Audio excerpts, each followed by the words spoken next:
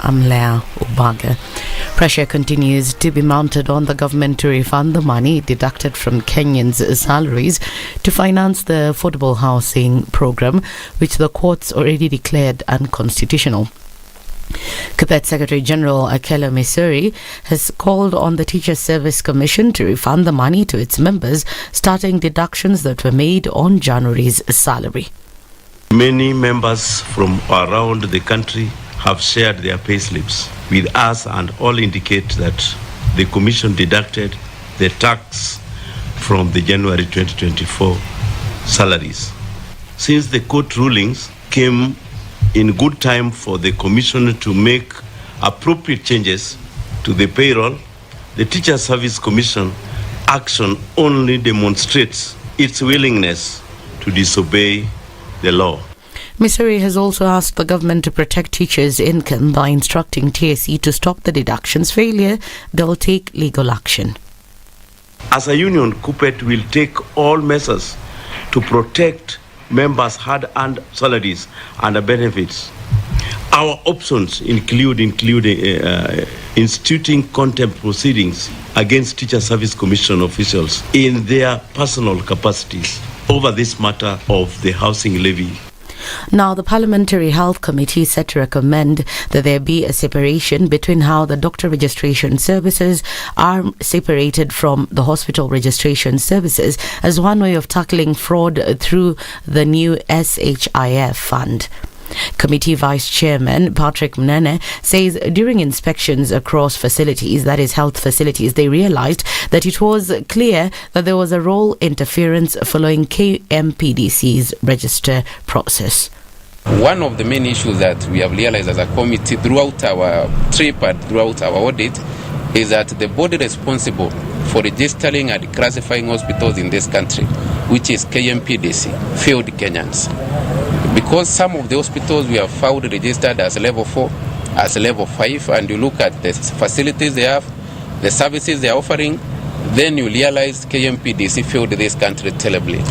His statement has been emphasized by Nandi County Woman Representative Cynthia Muga, who wants a similar situation addressed in the education sector. The KMPDU issue is coming out clearly. It is an issue of conflict of interest. I just asked myself, is this why Ministry of Education licenses or actually registers education facilities, and then TSC actually employs teachers to work in those facilities? And I think this is what should happen to KMPDCU, so that we are able to separate registration and membership of the doctors, who most of the time are actually the owners of these particular facilities. And I think that is one of the way forwards. Of course, this is a direct reporting from the meeting that we've had here. In the audit, it has been found that some health facilities are registered in inappropriate levels and would have a difference between their capacity and the money that is owed to the NHIF. Here is Mwea MP Mary Maingi.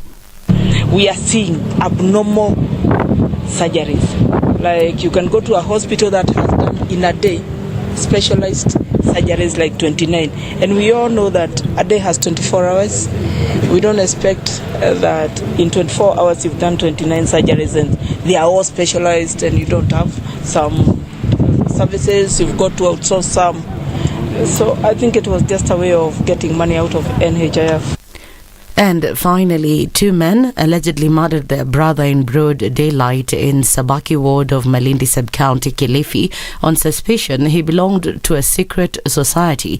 In the bizarre occurrence, the brothers frog-marched Mwalimu Charo to their mother's grave, where they ordered him to confess his involvement with Illuminati that they claimed led to their mother's death a few months ago. Witnesses said the men travelled to Msabaha village, where Charo operated a barber shop and boda business, forced him to board a motorcycle and travelled with him back home, where they killed him as villagers watched in disbelief. That's the News Wire. I'm Leah Ubaga.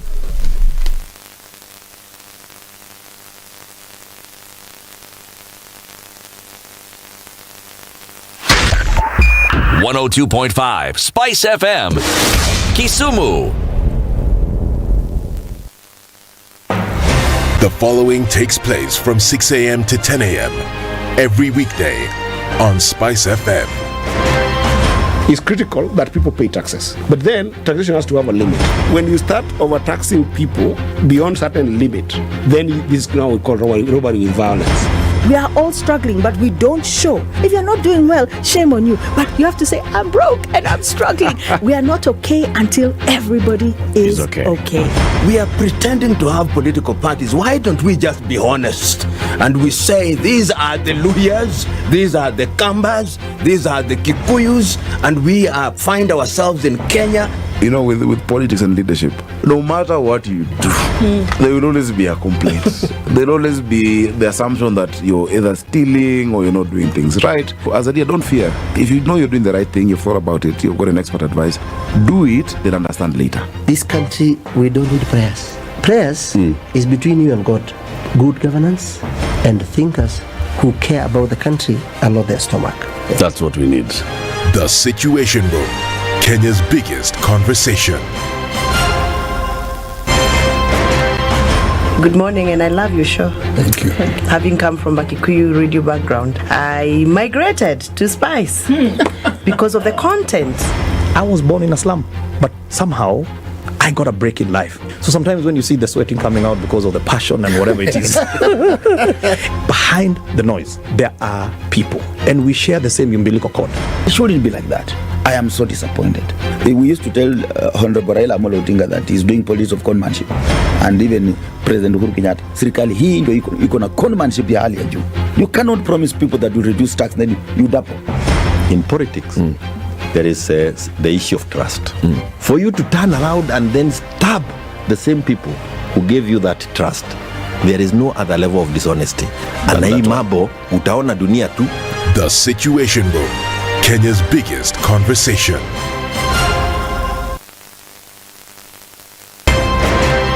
You tune into Kenya's biggest conversation.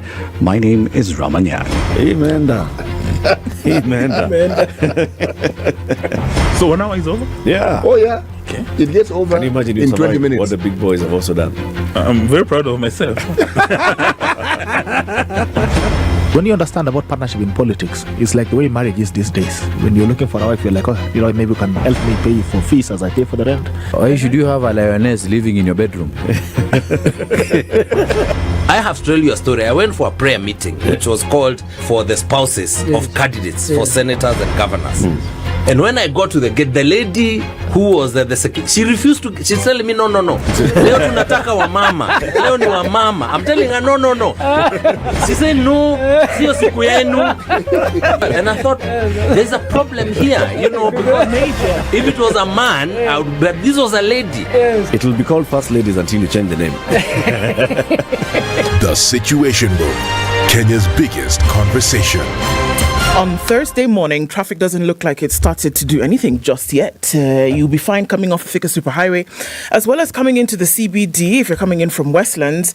You're also fine on James Gishuru for now. Also coming in on Wayaki Way, it doesn't look too bad at all. Langata Road is also fine, and you're coming off Mombasa Road with no hold-ups so far. Still early. Let's see what happens as we get through today. We'll talk on SpiceFM KE on X, hashtag The Situation Room.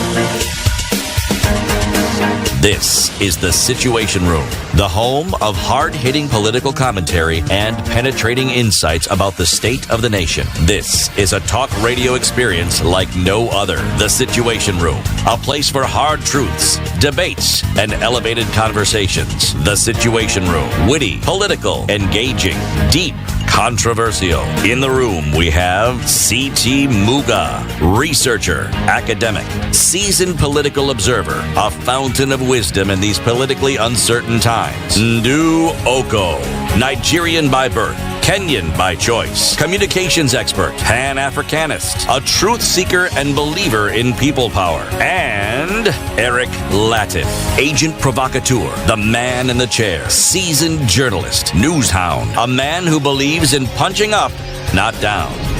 This is The Situation Room, the only way to start your day. Yes. Good morning. How are you doing? Welcome to a new year. It's 2025. What? Yes. January was the whole of 2024. Oh, okay. Yeah. So we're now into 2025. Now we are into 2025. Because it's February 1st. Oh, yes. I see. I see. Yeah. Those people who had, vision boards and everything was starting now. Okay, so it's like we talked about saving and for the new year. Jan was the month for preparation. Okay. Okay. Now we're into it. Now it's go. It's all systems go. Even you today sound like you're on top of the world. It's the 1st of February, my dear. Where else would you be if not on top of the world? Thank you for finishing that statement, the manner in which you did. Thank you. City Mexot. Kabisa. Ataona City leo kona City akona bounce. He's even dancing. Hey. Wagwan. Bwana Muga? Yes, sir. Okay. Unpack your things and then we'll talk shortly. Serious unpacking. Unasikia I want to remind the two of you that I have not stopped you from having bags which go.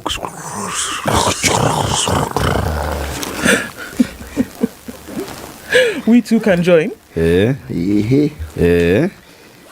Sasa fiti sana. Semeni. Leo tuko salama. Je, wewe? Niko maridadi. Very good. Yes. Very, very good. It's February. It's 2025 City. Ini ile lipi ya sio? Mwaka ambao inafanya. Yes. Yes. Wow, I have a nephew who was born on the 29th of February 2004. Nephew akona shida. He's celebrating his 4th birthday this year.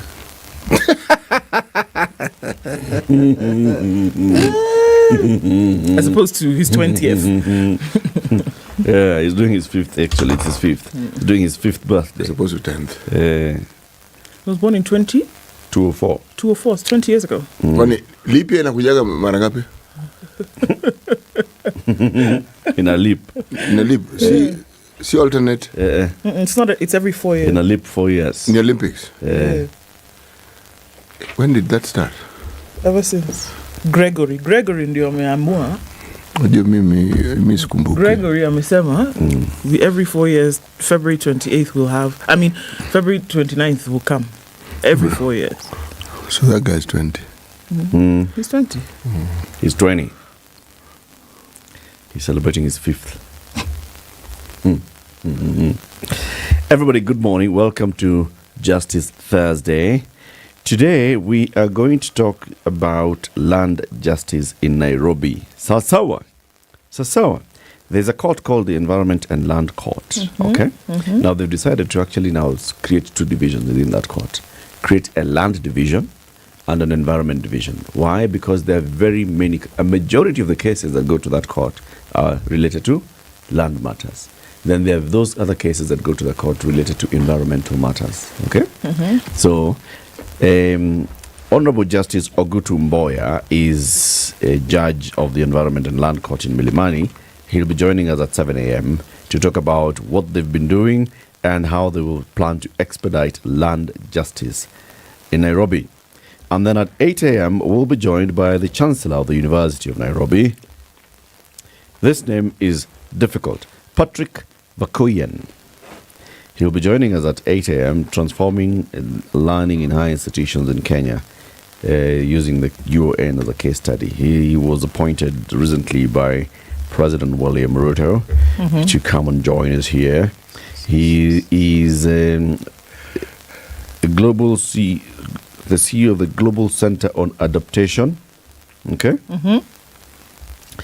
He has worked closely with Ban Ki-moon, architect of the Paris Agreement, as the 8th Secretary General of the UN and Chairman of the Board of the Global Center on Adaptation. Also managed the Global Commission on Adaptation, chaired by Ban Ki-moon and co-led by other people, including Bill Gates. Prior to this, he was the World Bank Special Representative for Climate Change. Bakoyen is a distinguished chair of the Wangari Maathai Institute for Peace and Environmental Studies at the University of Nairobi. Now he is the chancellor of that institution. He joins us at Sangapi? 8 o'clock. Sambili. Okay? Yes, we'll be talking to him. So, why are you? What does the Chancellor do? Yeah, what does the Chancellor do? Did you apply for this job or were you called? And when you were called, what were you told? What are the qualifications of a Chancellor? Yeah, and what does the Chancellor do? Is the Chancellor just ceremonial or does the Chancellor actually have executive Is it roles and there responsibilities? so that he can have a vice? Yes. For us to have a vice chancellor, there must we be need a to have chancellor. Chancellor. So let's appoint a chancellor. Yeah. So that the vice can take this can position. have the job. Yes. Okay. And then tell us, who's the vice chancellor of the University of Nairobi? For real, for real. For real, for real. That has been a big issue recently. 16 minutes after 6. If you're online, let us know where you tuned in from. We're live streaming on YouTube and Facebook. Ndu will give us the weather forecast and then we'll acknowledge your presence. Good morning. This is the Situation Room, the only way to start your day. The weather with SpiceFM. Clear conditions in Nairobi this morning at 16, highs of 26. We'll see highs of 27 in the mostly clear Nakuru at 15. It's 14 and cloudy in Nyeri with highs of 25, and we'll see highs of 25 as well in a clear Eldoret, currently at 10 degrees. It's partly cloudy at 26 in Mombasa. We'll see highs of 31, while in Malindi it's partly cloudy at 27. We'll go to highs of 32. Kisumu is clear at 19, going to highs of 28. And Thursday we'll see highs of 29 in a mostly clear Kakamega at 17. This morning, Kampala is cloudy at 20, highs of 27, and we'll see highs of 31 in a mostly cloudy Dar es Salaam at 26. Johannesburg is partly cloudy at 14 with highs of 26, and we'll see highs of 31 in a mostly sunny Mogadishu at 26. It's 13 and clear in Addis Ababa with highs of 24 and lows of 12. Lagos is clear at 26 with highs of 34, and we'll see highs of 32 in a cloudy Kinshasa at 23. It's -4 and cloudy in Beijing with highs of -1 and lows of -9, while at 9 degrees Paris is cloudy with highs of 12, and London is cloudy at 9 with highs of 10 and lows of 6. New York Wednesday night is cloudy at 2 degrees. Coming into Thursday, we'll see highs of 5 and lows of 0. Mature, intelligent talk every morning. Spice up yourself.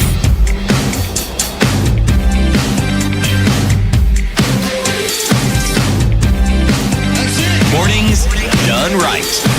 94.4 Spice FM, Nairobi. Morning and happy new month, CT Ndu, Eric, Ednah, the month of love. As the speaker moves to the Supreme Court. The Kikombe says, wishing you friendships as dependable as fully charged 2005 Nokia 3310. Thank you very much. These are people who understand good phones. That will last a whole year. It's in there. Carl Nyambura says, good morning, everyone. Now apenda sana. Happy new month. Esh Fan Gikonyo says, hello from Texas. Valentine's is coming. This Valentine's is doing people somehow, Abi. Okay. So George Gashoriri says, good morning, Ndu, Ednah, CT, and Derek. Happy new month and have a great day. Patrick Courier says, good morning all on Justice Thursday. Please help me understand a client's right to counsel. What happens to people who would like to choose? Which client? I wonder. Which right? Which counsel? Which what? Okay, Patrick, maybe we need to revisit this. Talking about Ahmed Nasir and the SC. Okay. And the Supreme Court. We shall see. Okay. Charles Waweru says, good morning. Ready for the show today. Wishing you all a blessed month ahead. Sebit Yusuf is also tuned in and says, Leo tumeona ajabu Dubai. Kumenyesha. Haya. Telling you. Nini? Mvua Mochoto. Which one? I'm a vumbi. What is raining?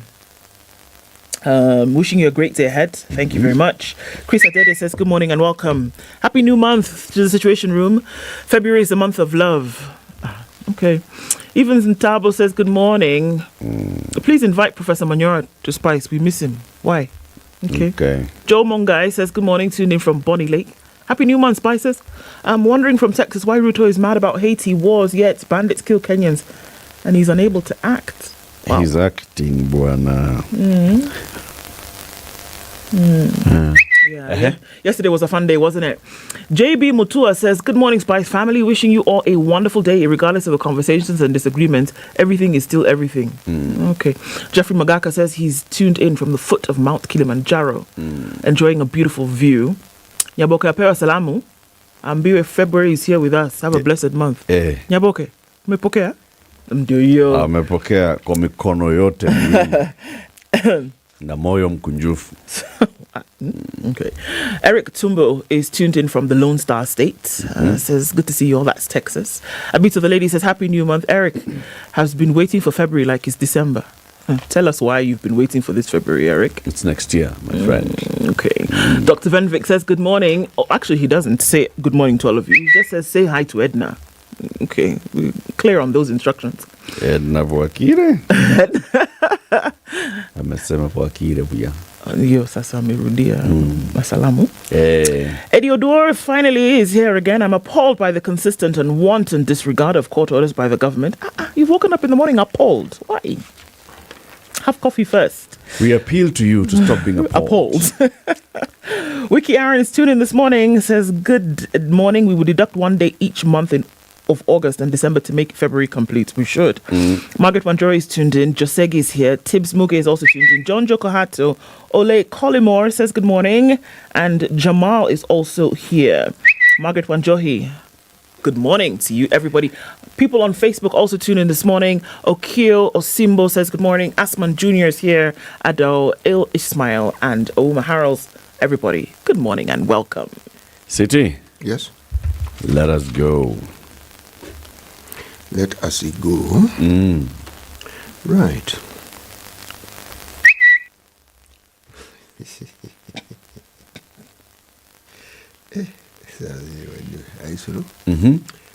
A coward has no scar. A coward has no scar. Never been to battle. Yep.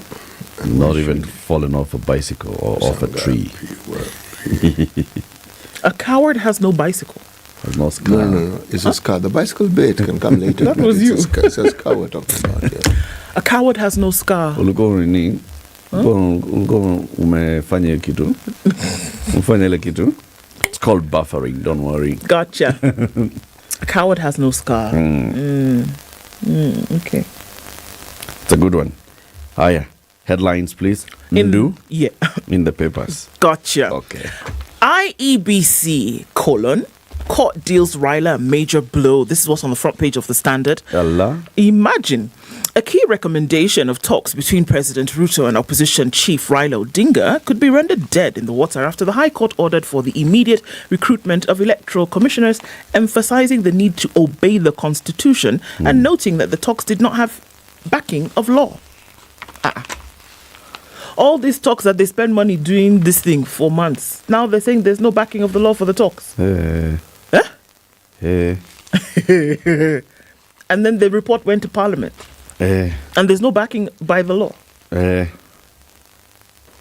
Jokers. Yeah. Let's talk about that later. But I know Apana. You see, as far as everything is concerned, as long as Parliament has not discussed this report and adopted it as anything and created it into any actionable framework, it's just Parliament going out there. Government suppliers to wait for pay. Surprise, surprise. Treasury holds up a ray of hope, but suppliers will have to wait a little longer as plan that includes the verification of claims is rolled out. It's just now they're rolling it out. This is what we're talking about, pending bills. And remember that committee that was set up to sit and hear whether each of these bills actually is authentic. They are just starting their work. Ruto's visa-free entry proves tricky for some. When the president announced that Kenya would become a visa-free country, many did not expect fresh requirements with some new costs and paperwork for some. Okay. Is Bull Inacio innocent? Police seek answers. Police have stopped the burial of a man allegedly killed by Senator Boni Khalwale's bull in order to seek a second opinion on his autopsy report. Teachers are furious. Why are they furious? Because in January, you cut their money for housing. It has been cut since September. Are they not aware? The court said they should stop it. And their money was still cut. Yeah. Okay. Cutting their money. surely. Let's see how that happens. Uh-huh. On the front page of The Nation today, storm over housing levy. The big divide. Raila Odinga says, stop railroading the levies and convene a national dialogue on implementation of the housing project. Kupet Secretary General Akelo Misori says, teachers are refunded, is demanding that they're refunded illegally deducted levy and warns the TSC boss of contempt of court. National Assembly Speaker Moses Wetangula files a notice to appeal the Supreme Court the verdict declaring taxes unconstitutional. And Mbeere North MP, surprise, surprise, Geoffrey Roko, warns contractors who abandon project sites will be deemed opposition sympathizers and blacklisted from state jobs. I wonder what powers he wields for that to happen. Enemies of progress. Get out. Khalwale says he has nothing to hide as police probe the death of his worker. Let's look at the tickers. Hope for suppliers owed billions, maybe, as that committee gets into place. Rogue officers let down defiled girls. Rights groups in Baringo protest at the cases of some security officials, teachers and parents colluding with suspects to defeat justice in cases involving violated girls. The criminal network is undermining the efforts to combat the crime. Mackenzie's church has now been outlawed by the state. Interior Cabinet Secretary Kithure Kindiki designates Good News International Ministries, which is run by Paul Mackenzie, an organized criminal group. He still remains in custody over Shakahola massacres. In the Business Daily today, middle-class power bills jump 70% in a year. Who is a middle class? Middle-class households have been forced to raise their average monthly electricity consumption budgets by more than 3,000 shillings after the government retired a subsidy amid a sharp slide in the value of the shilling. The average cost of 200 kilowatt hours, that's 200 units of electricity, has climbed by 3,073.88 cents since the subsidy was retired in December 2022, ranking it among the most painful cost headaches in the past 2 years. Okay. Ruto sets new Eurobond buyback date as maturity looms. President William Ruto is beating the drums for an early partial Eurobond payment again, just a month after the government missed its self-imposed target for doing so by December last year. Speaking on the sidelines of the Italy-Africa Summit in Rome on Tuesday, Dr. Ruto said the government had received the green light from its lead managers, Citibank and Standard Bank, to effect the buyback within the first quarter of this year before making a consideration for a new Eurobond issuance. Okay. Ticker headlines. State mounts new crackdown on short-stay rentals. What? Operators of short-stay rental properties will be required to register with the Tourism Regulatory Authority as the government responds to a series of recent murders in the residences. Well, this has been there for a while.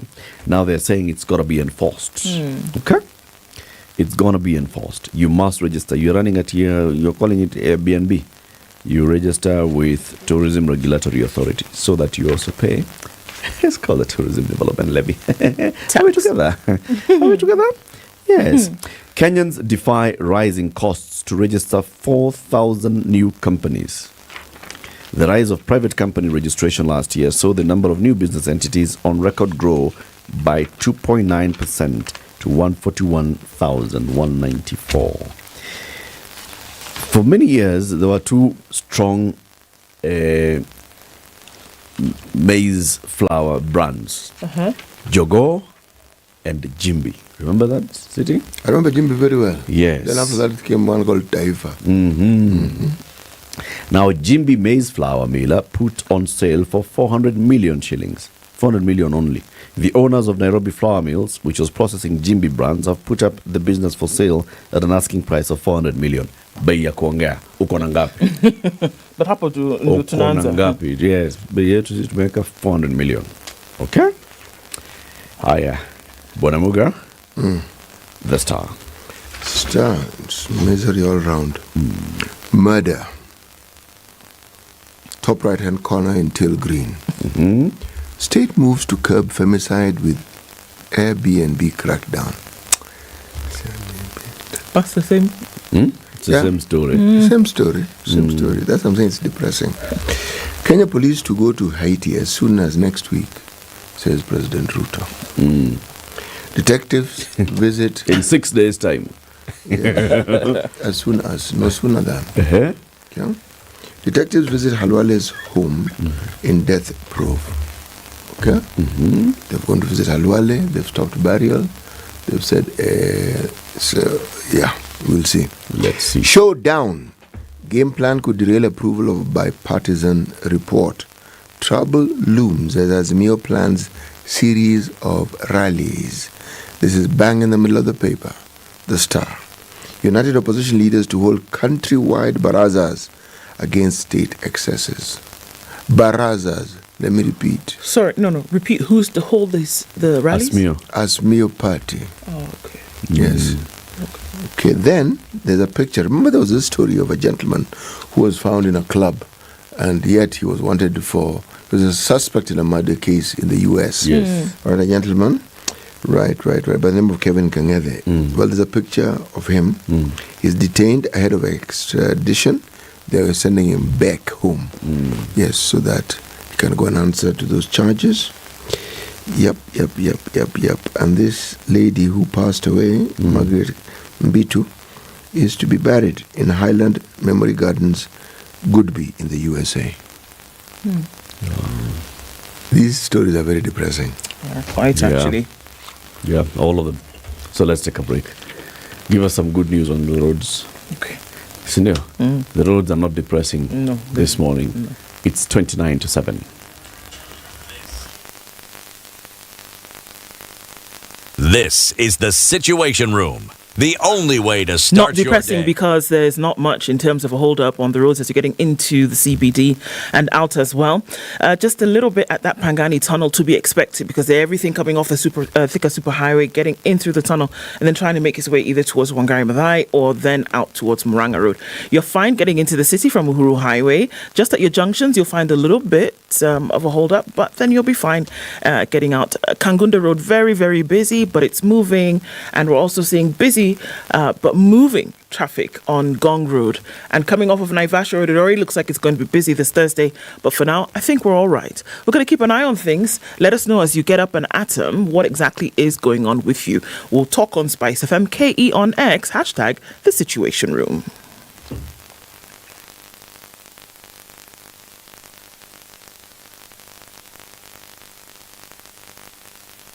Mature, intelligent talk every morning. Spice up yourself.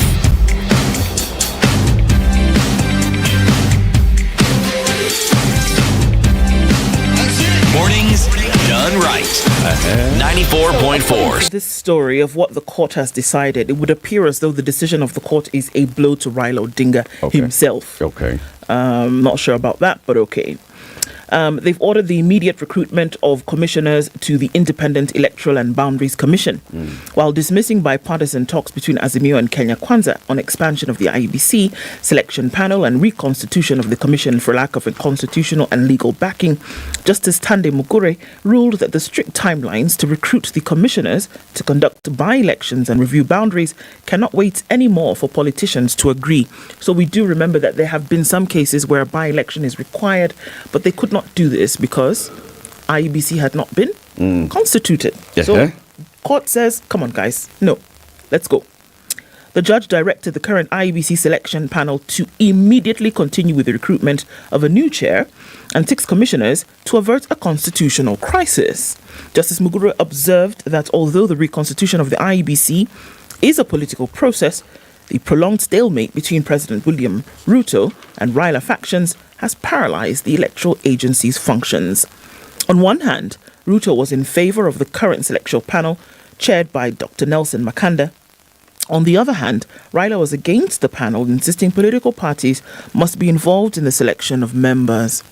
The court has come in and said, look, while you all might have your different sides of the story, at the end of the day, what we want and what we want now is a constitution of the IEBC. So please hire immediately 6 new commissioners and 1 chair. The National Dialogue team had agreed on a formula to reconstitute the IEBC, but are yet to table the document since Parliament has been on Christmas break. Yeah. According to the new team, there will be a formation of a new expanded selection panel with a professional body such as the LSK nominating members to the panel. The team also recommended amendments to the IEBC Act 2011. So currently, how it's constituted, representatives from the Public Service Commission, Political Parties Liaison Committee, Law Society of Kenya, Parliamentary Service Commission, and Interreligious Council of Kenya.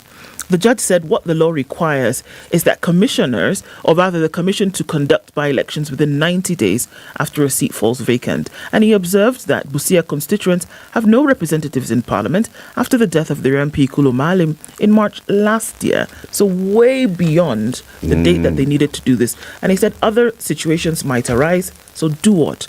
Constitute. Yeah. Let's get moving. Yeah. And the judge is saying, I respectfully reject the notion that the political question doctrine should override the very explicit constitutional provisions under the prevailing circumstances should be allowed to continue to threaten and infringe the rights guaranteed by the Constitution. You have a right to representation as a people of a ward, of a constituency. Okay? Now, the Constitution has said, if there's a vacancy, the writs are declared, the writs are issued, there's a vacancy declared, the IEBC has a certain timeline within which to hold an election. Yes. Now, if the IEBC is not holding an election within that timeline, you are in breach of the Constitution. These are stories you're telling us, you're talking, you're not talking. Stories. Those are your stories. Why? Meaning there's a larger issue here. It goes beyond whether you agree or not agree. And it's called the Constitution. Exactly. And the rights of those people, because essentially you're denying them representation. Exactly, because you can't figure out what you want. Yes. Yeah. So you figure it out, but let this process go on. There's a clear, it's set in law. There's a constitution that says this is how the IEBC shall perform its functions. The IEBC Act says this is how the IEBC commissioners shall be selected. Hiyo mambo yote mnasema. Story. Kaini pale Jabba base. And even on top of that, even these dialogue talks that you had, they are not in law. Because you still, even that, you've not been able to sort out. Does the Constitution anticipate national dialogue? No, the Constitution does not anticipate national dialogue. And should it actually anticipate, you as Parliament has not even gone ahead and discussed the matter to then even make it law. So guess what? As you teeter-totter about the idea, go and form this thing, let's move. Yeah. The National Treasury... Let me just read the story. Okay. It just helps. The Auditor General says the National Treasury has hundreds of excess staff, putting a spotlight on the State Department that draws one of the highest wage bills from the Exchequer. The latest audit report indicates 687 staff have been hired to positions created without authorization or seconded to posts above the approved headcount. Review of the National Treasury staff establishment revealed that 39 positions with no authorized establishment and 92 staff members in posts, says Nancy Gadongo in her report. This includes high-profile economists, accountants, clerical staff in several departments, with some offices exceeding the approved staff headcount by more than 700%.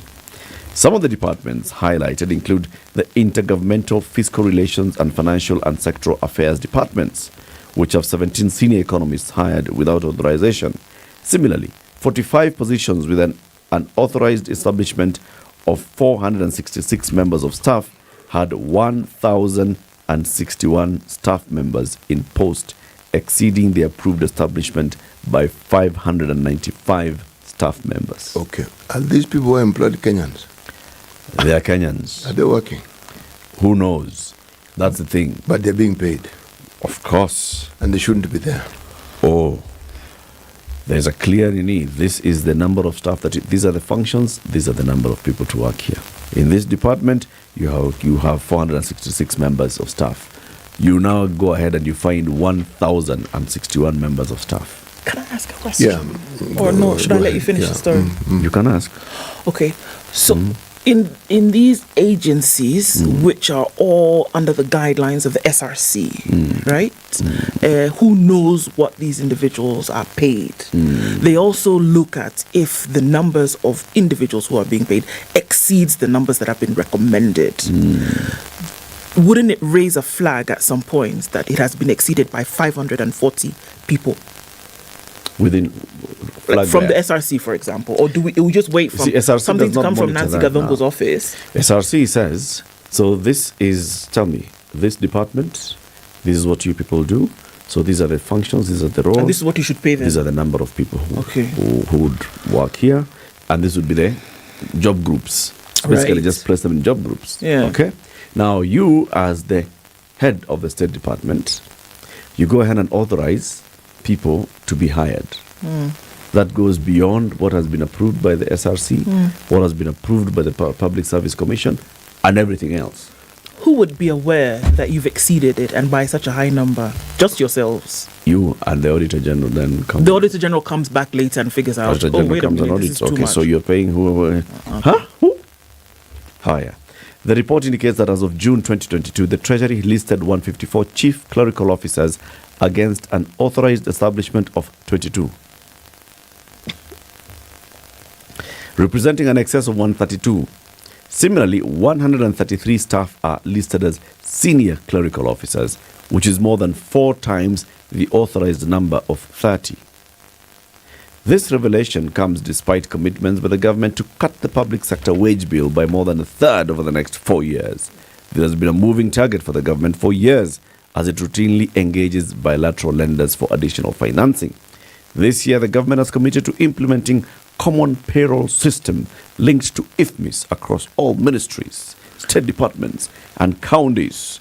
This also entails rolling out a system that will consolidate staff and payroll data in the public service through a single database by July.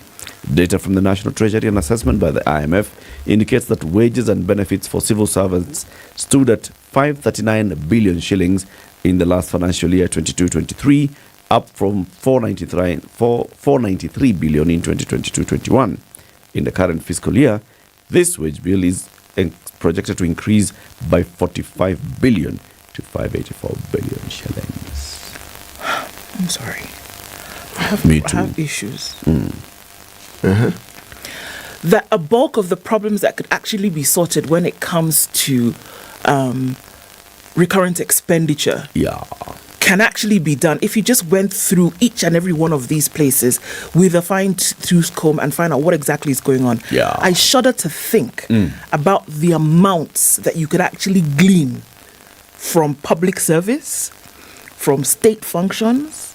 If one ministry, one department has a bloated workforce over and above what has been recommended, how many more are like this? Further to that, what's the guarantee that something will actually be done?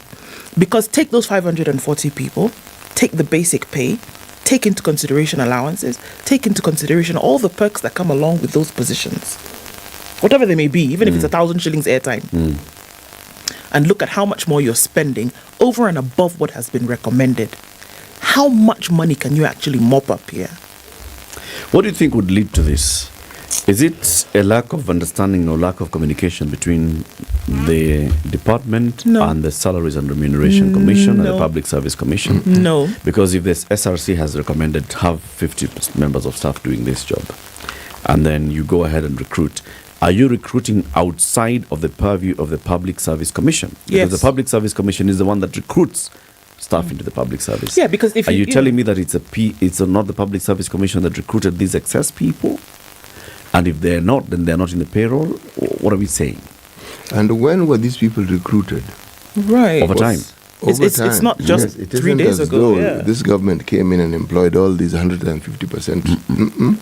It's over time. What leads to this? And this is what I was saying. Are they performing a job? Are they idle? Are they actually doing a job that is required per department, for example? And like you said, you talk about the HR function, that's the PSC. They're the ones who hire. So by the time it's Eric and another Eric and another Eric and another Charles and then another Ndu, and we keep going and going, the commission is aware that you're hiring more people because they know, they see the levels. They know. I don't understand this process at the national government level, but I have some understanding of it at the county level. There's a department called Environment. Okay? That is the department that is actually mandated looking after the county and keeping it clean. When the county governments took over the local authorities' role, any politician, anyone who was in a position of authority or power, or could wield power, and wanted to help one of their supporters with employment, you ended up in the environment department. So essentially, if you see very many people who seem to be cleaning the street every day, even when it's clean, that's environment department. This office of the Director General has flagged on very, very many occasions what the wage bill in the counties is and what the problem it causes. Yeah. Same thing. So if we extrapolate that and say, here we have a county system where people want to help others, and the only way they can do this is to give them jobs, even jobs which don't exist. Exactly. Okay? So what makes you think that won't happen at the national level? Exactly. And that's what you're saying. Are these people idle? Do these people not understand? I think they understand fully well what they're supposed to do in terms of recruitment and the numbers that they're actually supposed to recruit and the positions and then the responsibilities per job.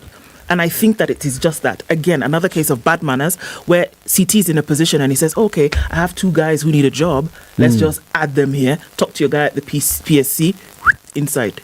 I think it would be nice to actually get to understand, because in very many of this, like the National Treasury, you're seeing it's senior economists who've been hired. Are they hired on permanent and pensionable basis, or are they hired on contract? So if they're hired on contract, does it circumvent the SRC's recommendations? But we have a consultant. This is just this is not a member of staff. It's just a consultant. We pay because you have an annual contract which will renew if we need to. But does it not still fall within the lines? Of course it exactly. It still falls within the lines of the recommendations. They're drawing from the same. Let's go beyond the employment for a second and ask ourselves, is this not the bane of our existence when we talk about the education system and what it does, what it trains people for? It trains people to look for jobs. It trains people to wait to be employed. And when you do that, it means that's how you think. We don't train people to think of how to create jobs. So a time is never going to come when the public service will have enough spaces for everybody who needs a job. That will never happen. No. So perhaps if the CBC could be tweaked to do what it's supposed to do, who knows? Perhaps we may have a new generation of people who actually know how to create jobs as opposed to waiting to be employed. Hiya. Before City you come in, let me tell you, still on the National Treasury, there's a small matter of some 500 billion shillings that the government owes people who supplied services and goods and services that to thing it. which they call what bills? Pending bills. Yes. Okay. The government was very, very keen on ensuring that this pending bills issue is sorted, right? The government was very keen on talking about In June last year, the cabinet sat and decided, okay, what we need to do is, can we verify all these pending bills and see that we have audited and we verify the pending bills? The cabinet said, yes, let's go ahead. Oh, June, oh, June. Higher. A pending bills verification committee was established. Yeah? Okay, it was established in June. Oh, in June, July, August. September, it was then gazetted. It is chaired by Okoh, the former Auditor General of the Republic of Kenya. September, October, November, December, January. Now the National Treasury says it has begun a plan that will culminate in clearing pending bills. However, government contractors and suppliers may have to wait a bit longer because this program, which includes verification, is now beginning. Yesterday, the National Treasury said officials tasked with auditing the outstanding bills before any payments can be initiated will complete the assignment in March. The massive debts have been blamed for crippling enterprises that are doing business with the national government and the devolved units. And this story quotes some of them. So Treasury CS Dr. Chris Kiptor says, I'd like to further assure you that we are committed to meeting the deadline of every milestone in the first interim report expected in March. He spoke when he announced the official start of the verification exercise of the bills from today from all government ministries, departments and agencies. This thing was gazetted in September. It is beginning work today. February. And they expect the report by March. 29 days. And they've been told, by the way, you see when that mzee called Kibaki was wheelchaired into Uhuru Park and sworn in. Begin your audit from that time. Imagine. People who are owed money from 2002, we're in now 2024, and you actually expect that this is going to. Why do. City, what is the story? Why are we like this? Why are we like this, honestly speaking? Us? Why? What options do we have? To actually do the work. That's the Even this verification. I'm sorry, but this verification is duplicating what has already been done. Let's be honest. That by the time somebody has a pending bill, and we know how rigorous the process is, by the time you apply, you tender, you do this, they have gone through all of that. Note that a budget has already been done. Then by the time you're spending against a vote on a budget line. There's a vote on a budget line that has gone through. They even tell you now, please go ahead and work. It is not possible for you to start working on a government project if you have not received pre-approval. Yeah. We know this. Yeah. Now you know what they're saying. That they may start paying some of these bills with what is going to be called a supplementary budget for this financial year. They have some mini budget somewhere. So this supplementary budget basically means that you're going to get money from other budgeted functions to pay for unbudgeted item called pending bills, which is going now to be another bill, because some of those budgeted items may already have been contracted for. Yes. You may find that you're removing money from an agricultural function here. That agricultural function has already been procurement has already begun for that function. Yes. So it will be a pending bill for that one, so that you can pay a pending bill for. So we're just going to go in, it's just like this. We're just going to keep going. Snowballing the thing. You keep going. Remove from here, pay here. Pending bills continue. But do they really even pay? But my problem is with this verification process. What are they verifying? All of these things have already been verified. We know for a fact that you cannot do work for the government without that verification process already in place. Let me tell you what Dr. Kipto said in answer to your question. It's important to underscore that the committee is required to identify any cases where there may have been corrupt, fraudulent and false claims against the government and make appropriate recommendations to the relevant government agencies. So they want to weed out any corrupt, fraudulent claims. You know, someone can come here and claim at you, I did, I supplied, and then we're like, you supplied what? Okay. Now, let me tell you, the whole thinking behind this may be understood by this next things that I'm about to read. The International Monetary Fund recently reproached the government for its delay in providing a clear roadmap for setting the pending bills.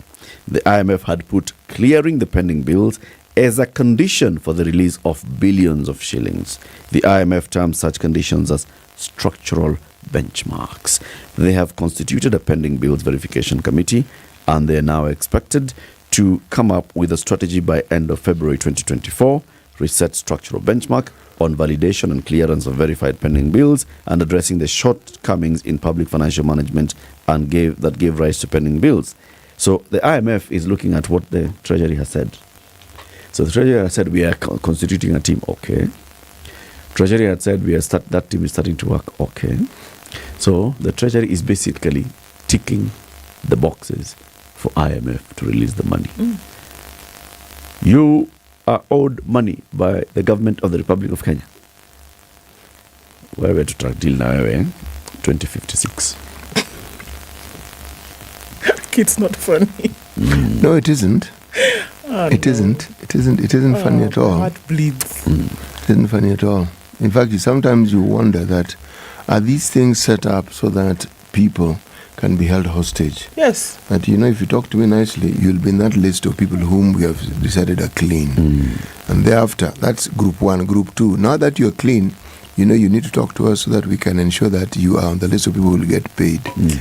Then there's a third group. Now that you're on the list of people who get paid, if you talk to us now, we'll ensure that you get paid first. Come on. This thing never ends. It simply never ends.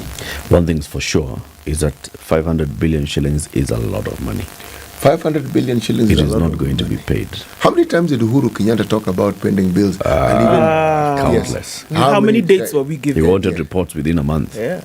By October 31st of the year before, of 2021, all pending bills were supposed to be what? Cleared.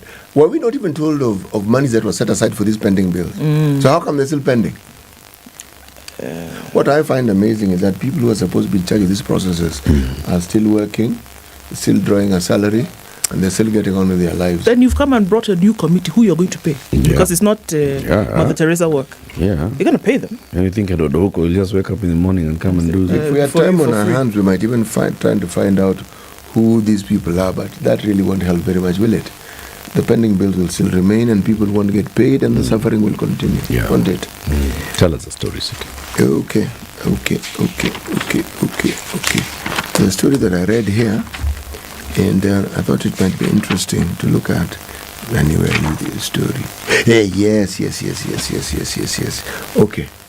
According to IGAD, okay, it has a weatherman. You know that IGAD, which is nestled Horn of Africa. In the horn. Yes, they're saying Kenya, which is typically drier over this period leading up to April, is slated to be very wet. It's going to rain, according to the weather. Let me just read so that you understand. Higher chances of wetter than usual conditions are indicated over equatorial and northeastern parts of the region from February to April. The region is also expected to be warmer than usual, meaning more water, more warm. Okay? Yes. By the way, this weather thing of IGAD is actually located in Nairobi. Yes. What I wonder is, we need to bring in that weather person again. This weather thing still confuses me. Because I'm not certain whether I should actually just stand outside or lick my finger, then put out at the window. I figure that's what some people do.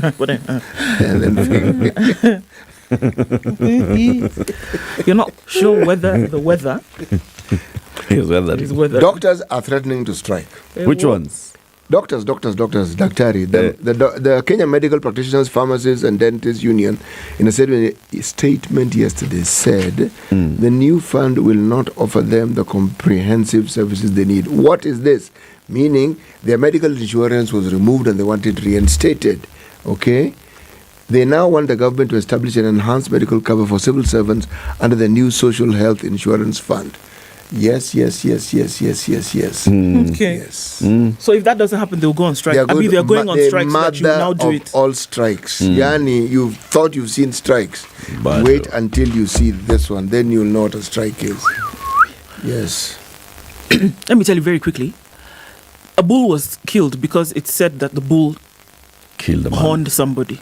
Now the man who was supposed to be buried, police said, hold on a minute. Wait. Until we do an investigation into the death of the caretaker of Kakamega Senator Boni Khalwale's bull, took a twist yesterday. After the police stopped his burial, police say the body will undergo second post-mortem. Kizito Amukune, alias Moy, was reportedly killed by the senator's fighting bull on Saturday night.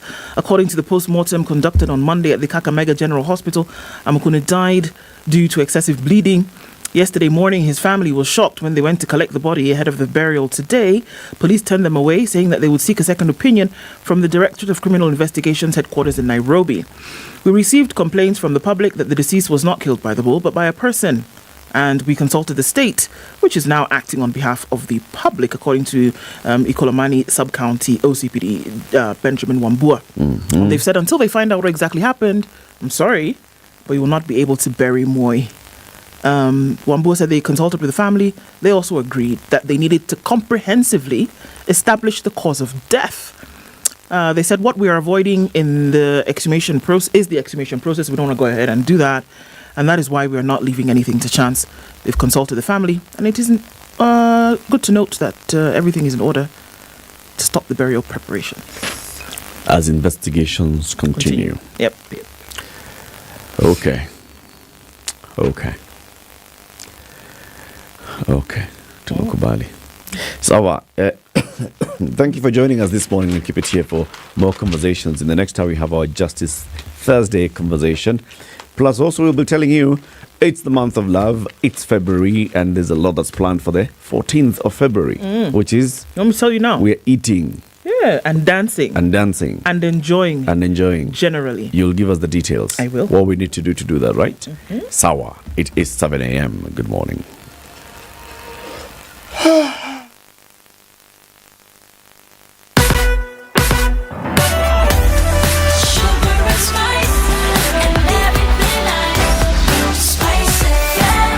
up your life.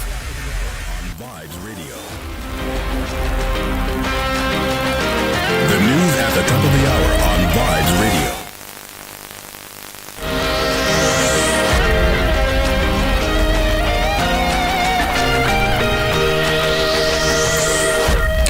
Good morning, this is the News Wire. I'm Leah Ubaga.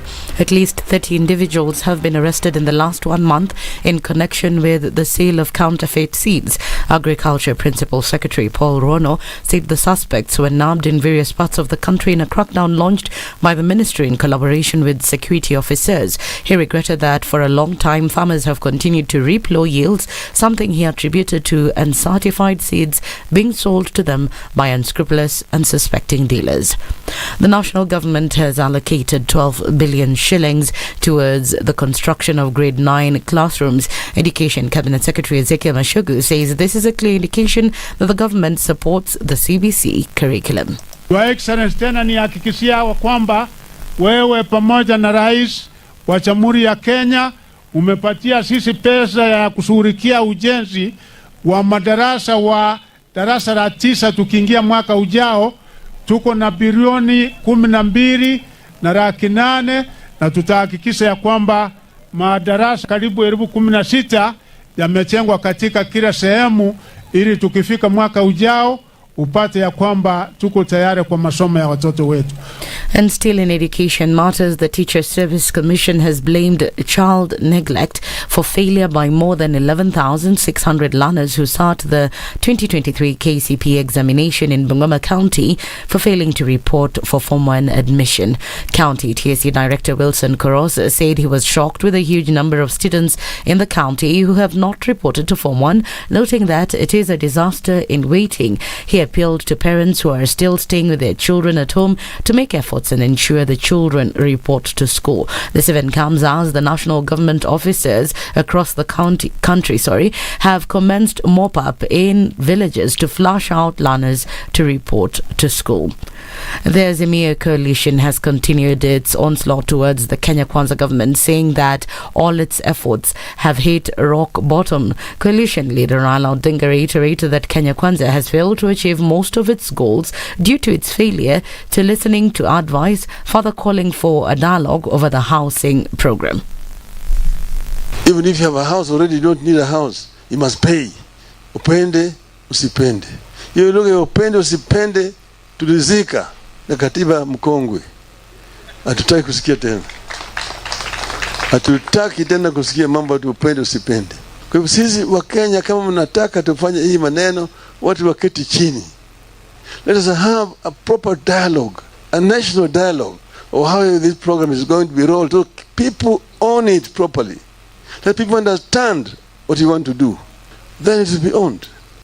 DAP-K party leader Eugene Wamalo on his part accused the government of ignoring court orders such as the affordable housing levy as they continued to make deductions on Kenyans' salaries. Ndio hiyo mahakama imetupilia mbali mpango huo. That plan has failed, and all those who are trying to force that illegal housing levy, tunawaambia kwanza vile mahakama imeamua, we want them to cease deducting money from Kenyans mara moja. In fact, we want to see them refunding Kenyans money that was illegally deducted from their payslip. Hiyo mnaunga mkono? 4 foreigners suspected to be Burundians who were found or arrested in possession of 15 kilograms of bang are set to be arraigned today. DCI detectives raided a house belonging to the prime suspect by the name Hagai Anakea in Kamulu and managed to recover the bang in form of dry plant materials. His 3 alleged accomplices, Mario Amukula, Josephine Shimunza and Shirimana Dorin, were also found there and nabbed in the process. And finally, Milimani High High Court Judge Kanyi Kimondo has poked holes into a process conducted by the Office of the Data Protection Commissioner, leading to certification of wild coin activities. ODPC in September 15th last year issued a certificate of registration to Tools for Humanity GmbH, that is WildCoin, to operate as data controllers in Kenya. In a ruling, Justice Kimondo said no proper diligence was done before issuing both firms with the certificate. He noted this was basis upon which sensitive personal data was collected from Kenyans and other residents in the country. That's the News Wire. I'm Lea Ubaga.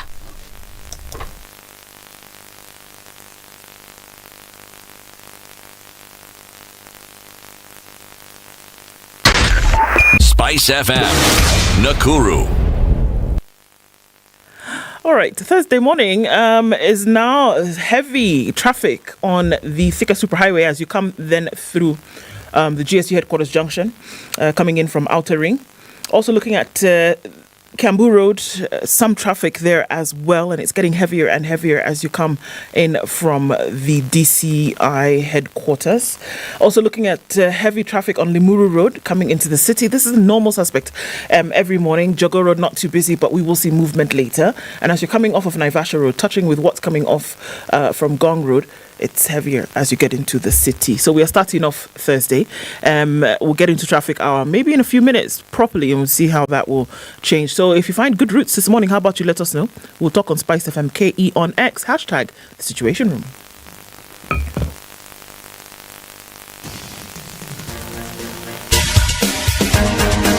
This is The Situation Room, the home of hard-hitting political commentary and penetrating insights about the state of the nation. This is a talk radio experience like no other. The Situation Room, a place for hard truths, debates, and elevated conversations. The Situation Room, witty, political, engaging, deep, controversial. In the room, we have C.T. Muga, researcher, academic, seasoned political observer, a fountain of wisdom in these politically uncertain times. Ndu Okoh, Nigerian by birth, Kenyan by choice, communications expert, Pan-Africanist, a truth seeker and believer in people power, and Eric Latiff, agent provocateur, the man in the chair, seasoned journalist, news hound, a man who believes in punching up, not down. This is The Situation Room, the only way to start your day. 7 minutes after 7. Good morning. Welcome to the second hour of The Situation Room. Those joining us on KTN Home, happy February. It's the month of love. We're on air and... Love is in the air. We are on air, but love is in the air. Valentine's Day is here, and we want to show you how you can make it even more special, courtesy of the Elegance in Love dinner. No matter what your love language is, we definitely speak it elegantly. Be sure to join us for an evening filled with bliss at the Sarit Centre on the 14th of February 2024 from 6 p.m. So you better not miss it. Simply go to www.tickethub.co.ke, get your tickets.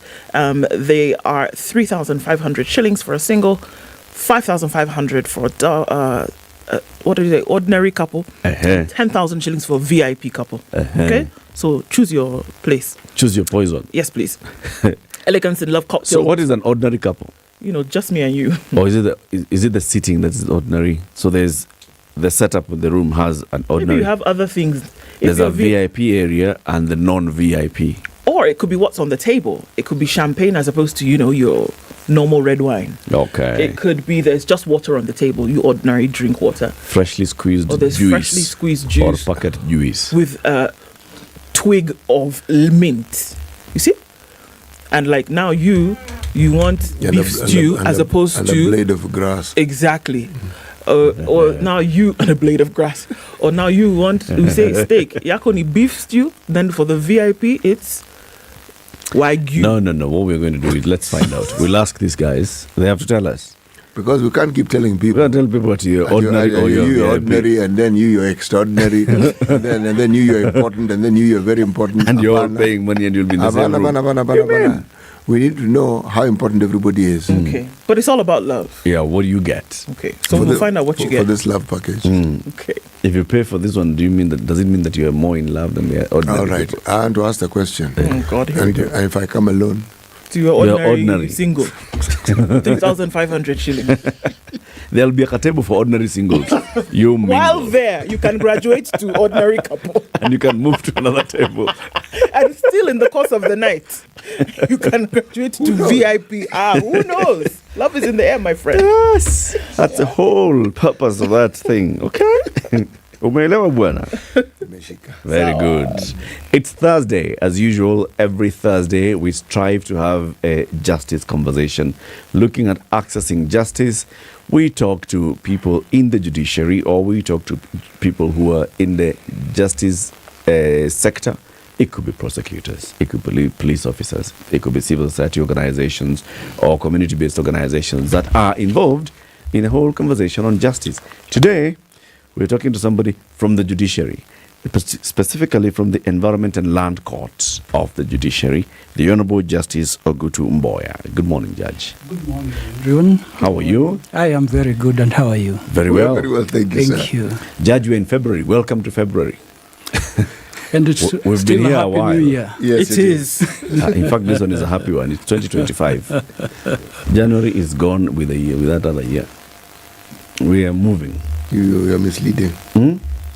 It's 2025, City. Bro, let us at least settle into 2024. Do you remember when you had Christmas? Can you remember? It was such a long time ago. It was last year but one, my friend.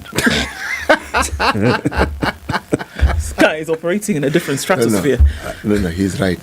Of course he is. January was a whole 12 months by itself. December is a blur.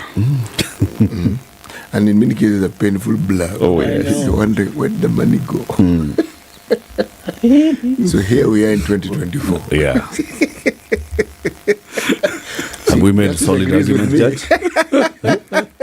How do you interpret this? Umeonaje? We've made a convincing case. Yes. That we are right in 2025. Yes. Because January, which is deemed to be the difficult month, is gone. Yes. January is difficult because you see it's a lie. It's not 1 month. It's a whole 12 months in itself. When they give you a discount, it's around 4 months.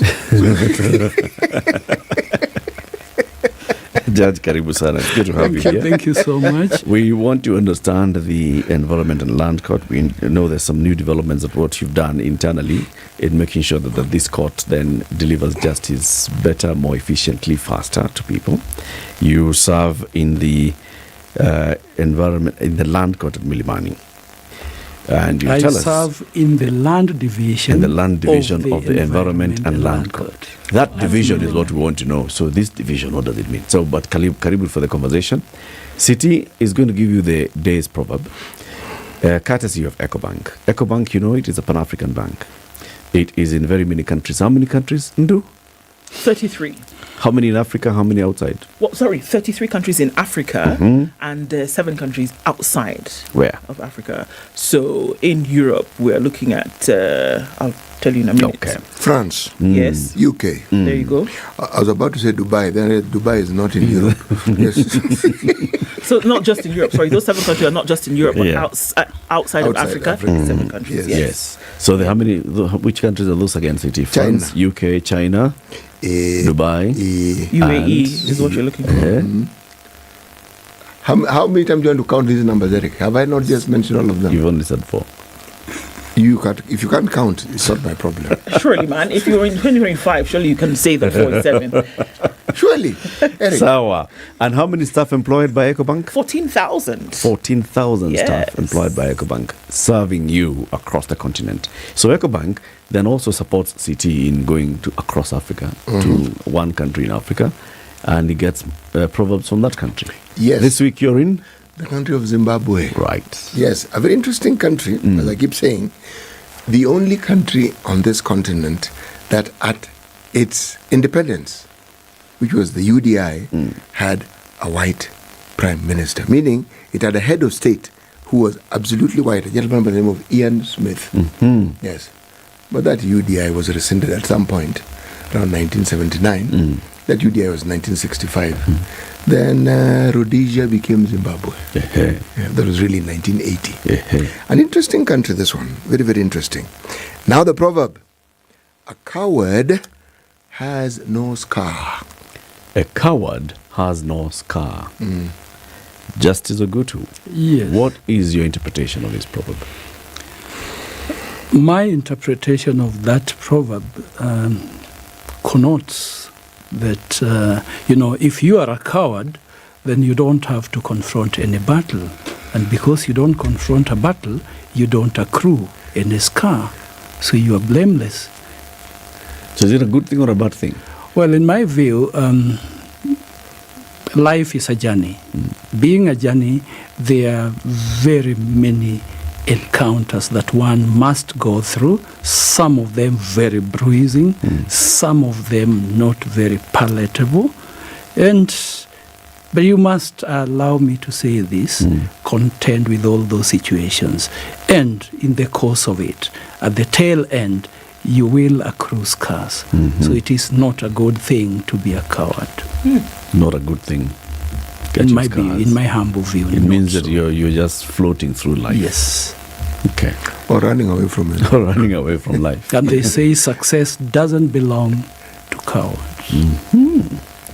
Now, Judge, we've had conversations with several of your colleagues from the Environment and Land Court. We understand it's a superior court created by the Constitution, equal to the High Court, specifically dealing with environment and land matters. And we have talked about many times, what does it mean, environment and land matters? How many cases do you face in court and all? But it's been at least 10 years since this court was established. Let's go into which of those... You perhaps need to add one more year on 11, eh? Yeah, 11 years. We are in the 11th year or in the 12th year? We are getting into the 12th year. Yeah. So, between environment and land matters, how many do you actually find yourself dealing with most? And is there a reason why? Allow me to point out that yes, it is a superior court. 2, that it is a court with equal status with the High Court, but status does not mean that they have same jurisdiction. Their jurisdictions are different and delineated by the Constitution. The status is just in terms of the judges. They are all peon judges. They all accrue same terms, most probably same remuneration, but in terms of jurisdiction, the Environment and Land Court is established by dint of Article 162(2)(b). And it is specialized in nature and it deals with environment and land matters. In this dichotomy, land matters, and as you very well and we very well know, are politically sensitive, culturally complex, and very emotive. They say very emotive. So in our country, because of the love for land, the land cases far outweigh those with environmental inclinations. So at the Milimani ELC, the number of land cases, those are disputes that pertain to title to use of or occupation of land in its diverse perspectives, are more than environmental matters. Okay. And perhaps I may also wish to add that environmental matters are complex in a way because they require scientific interrogation, which the ordinary persons perhaps are not able to gather, to get to. That's one. Then 2, many a times human beings look into issues as to what do I get out of it. So in land disputes, you see, you're fighting to protect your interests, mine. Yeah. But in environmental issues, they take a different dimension. So they really, yes, they do affect you and me at our personal levels, but then they have a wider perspective, and therefore many a person do not, just extremely very few. Remember Wangari Maathai, and how many Kenyans were with her. You notice she was one of the founding environmentalists, right? Yeah. And for a long time, perhaps the sole voice speaking for the environment. So it continues to subsist. The number of environmental matters that we have are not quite many. Indeed, allow me to point out that the establishment of the Environment and Planning Division was actually intended to foster a scenario where we could create awareness and cause Kenyans and many other persons to partake of this right provided for under Article 42, the right to clean and healthy environment. But still, the number of cases are not as many. Not as many. Okay. Perhaps in comparison should be 2 to 8. Oh, wow. 2 environment to 8 land cases. 8 land cases. Okay. Okay. When we look at some of these cases and we just hear of the land cases that, whether individuals have brought their cases to court, the element of time comes into play. And I guess a very simple question is that time being a factor, why do they take such a long time to adjudicate?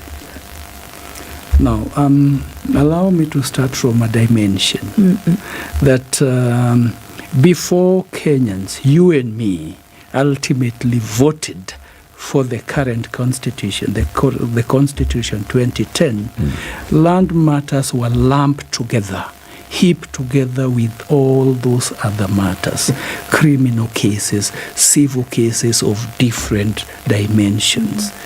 And given the 3 critical issues I alluded to, one, politically sensitive, culturally complex, very emotive. You notice they pit mother against son, son against father, brother against husband against wife. That denotes how emotive they are. But the point is that in the time when they were lumped together and they were being dealt with by the High Court, they were not being prioritized, perhaps informed by these 3 critical issues. And then 2, the land law regime that was hitherto obtaining in Kenya was also a little complex, because we had assorted regimes governing land registration, land administration, land use, and the registries were also scattered across. We had the Registration of Titles Act, we had the Registered Land Act, we had the Government Land Act, we had the Trust Land Act, we had the Group Representatives Land Act, all of them with different dimension. And this created a bit of a difficulty. But then fast forward under the Constitution towards harmonization, we then now only currently have 2 operative land law regimes. There is the Land Registration Act and the Land Act. This has harmonized the process. This is towards fast-tracking the hearing and determination. This is towards making it easier for you and me, without legal knowledge and training, to be able to appreciate. And this difficulty also contributed. But then again, the other reason that belies the amount of time is also the amount of cases. They come in various perspectives, various dimensions. For example? You and me fighting over ownership of land. The other one, you taking an aspect, a criminal aspect, for forcible detainer or forcible retainer. You taking a criminal action for trespass. You and me of me and her fighting over matrimonial property. All these, and they are interlinked. And there is also the succession aspect. So all this, you would find a dispute is in the succession court, fighting over land. Someone has clothed it differently and walked the same dispute or near same dispute to the land court. It's just a question of a perspective. You twist it this way, twist it this way. So this creates a quagmire of sorts. So all this, and then you and me also are aware that the number of judges vis-a-vis the current population, because even at this juncture, the current Chief Justice has a blueprint called Social Transformation through Access to Justice, which is more people-centered, right? Which is geared towards effective service delivery. And one of the key pillars is an endeavor to render real-time justice, hear and dispose of these matters within 365 days from date of inception. But then looking at the number of judges vis-a-vis the population and the cases, it's not a reality, and this is the reason why we keep talking about more funding, more judges. So the Environment and Land Court, if we're looking at now the lands aspect, do you only sit in Nairobi, or is there avenues to have some of these cases sat in other parts of the country? Perhaps one thing that you need to appreciate is the Environment and Land Court is not only sitting in Nairobi. We have judges sitting across, I think, 37 counties that have judges. Our endeavor is to ensure that each and every county has an ELC judge towards decentralizing, or is it devolving judicial services. So we are not only sitting in Nairobi.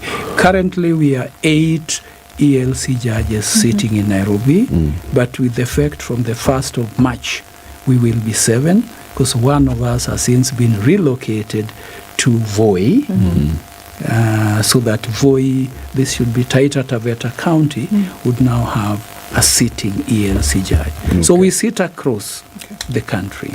There are alternate mechanisms for attaining justice, and they've been spoken of at great length by some of your colleagues who have come here.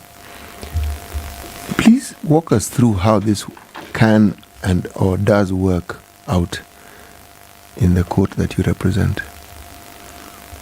Yes, maybe allow me to start from the perspective that this alternative justice system is not only a creature of the Constitution, but is now a constitutional imperative. Yes. It is underpinned by Article 159 2C of the Constitution. Perhaps you and me, I say you and me because we both voted for the Constitution. This was a Constitution that we subjected to the referendum, and we voted, and we said this bit is good. We came to the realization that the old thinking that disputes can only be sorted out and handled by the judiciary was outdated.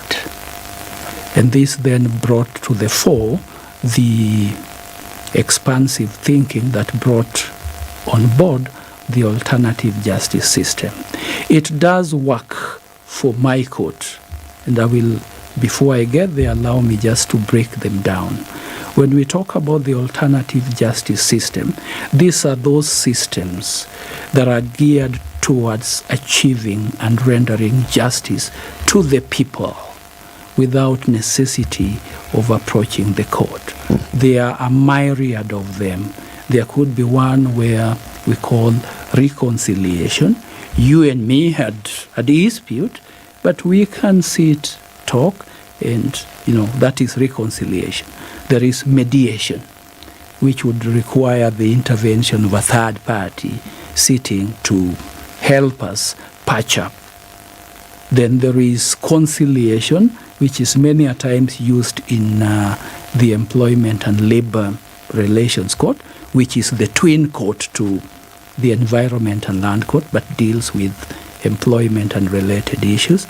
Then there is also the court-annexed mediation. And then we have the traditional dispute resolution mechanisms. So long as there's a caveat, the mechanisms are not repugnant to the Constitution and the constitutional principles. For my court, taking into account the diverse and complex and sensitive nature of issues that do arise, alternative justice system would suffice.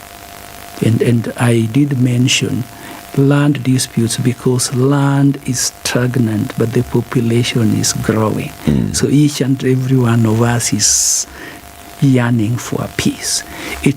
We've gotten to a scenario where you find mother against son, or son against mother, father against daughter. All this.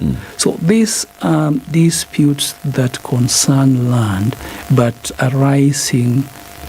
having a domestic perspective. In this kind of scenario, taking into account the necessity to foster relationship in this family, an alternative justice system would work better and be efficacious than our adversarial system. Ours is you and me are adversaries. The judge moderates. And there is no draw, 0-0, 1-1. No, there must be a win, which must be proclaimed. You like it or not, but you see, that is the nature of our system. But the alternative justice system has a window, perhaps a door, for a win-win situation. How effective is it in terms, because cases don't start in the courts, they end up in the courts. So a problem arises in some place over land. Like in the last year, one in Machakos, before you knew it, there's another one in the easterly parts of Nairobi, people. And that's just the tip of the iceberg. There is no part of this country where one doesn't hear of a problem with land. I wanted to understand, these alternate resolution mechanisms that we have, how effective are they in places where, forget these large ones, those ones have to go to court, there's no question about it, I understand that, but the one where, as you say, it's a family issue, it's a neighbor issue, somebody has decided to encroach on my land, somebody has decided, how effective are these things handled and managed? And do we hear of good success rates when it comes to resolution of these problems? Via the alternative justice system? Yes. Quite a number. It's a mechanism that Chief Justice Emeritus D.K. Maraga really fought for, and it culminated into what we call the court-annexed mediation. And this court-annexed mediation has trained mediators from all perspectives of lives, pastors, engineers, etc. And there are matters referred to them, and there's actually a registrar for mediation. So you refer a matter to the registrar mediation. The registrar mediation would constitute or appoint a mediator, refer the matter, and there is a return rate of 60 days for them to report back. And I want to report that it has really been helpful in trying to reduce the backlog that was hitherto there. Well, still there, but not at that level where it was, because we call this an innovative mechanism. So we must think outside the box. But it has been effective. Great. But I'm not saying 100%. You'll tell us the percentage. Let's take a break. 26 minutes to 8.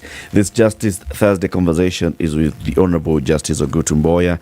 He is a judge from the Environment and Land Court, specifically the Land and Planning Division at Milimani. He's here to talk about expediting land justice in Nairobi and also by extension to the country. We remind you about Keringet, and we say a Keringet is a spring. What do you call a spring in Kiswahili? Judge, do you know? What do you call a spring in Kiswahili? Chemichemi. Chemichemi? That is what a spring is. It's a spring. That was someone's name. Well. Filtered through Kenya's natural richness and coming out and then bottled at source. That is what Keringet is all about. When you talk about mineral water, we actually mean mineral water because it has been filtered through the rock, infused with the natural minerals, and comes out and bottled at source. And you're told, if you take that, you're owning your richness. We'll be back shortly. Good morning.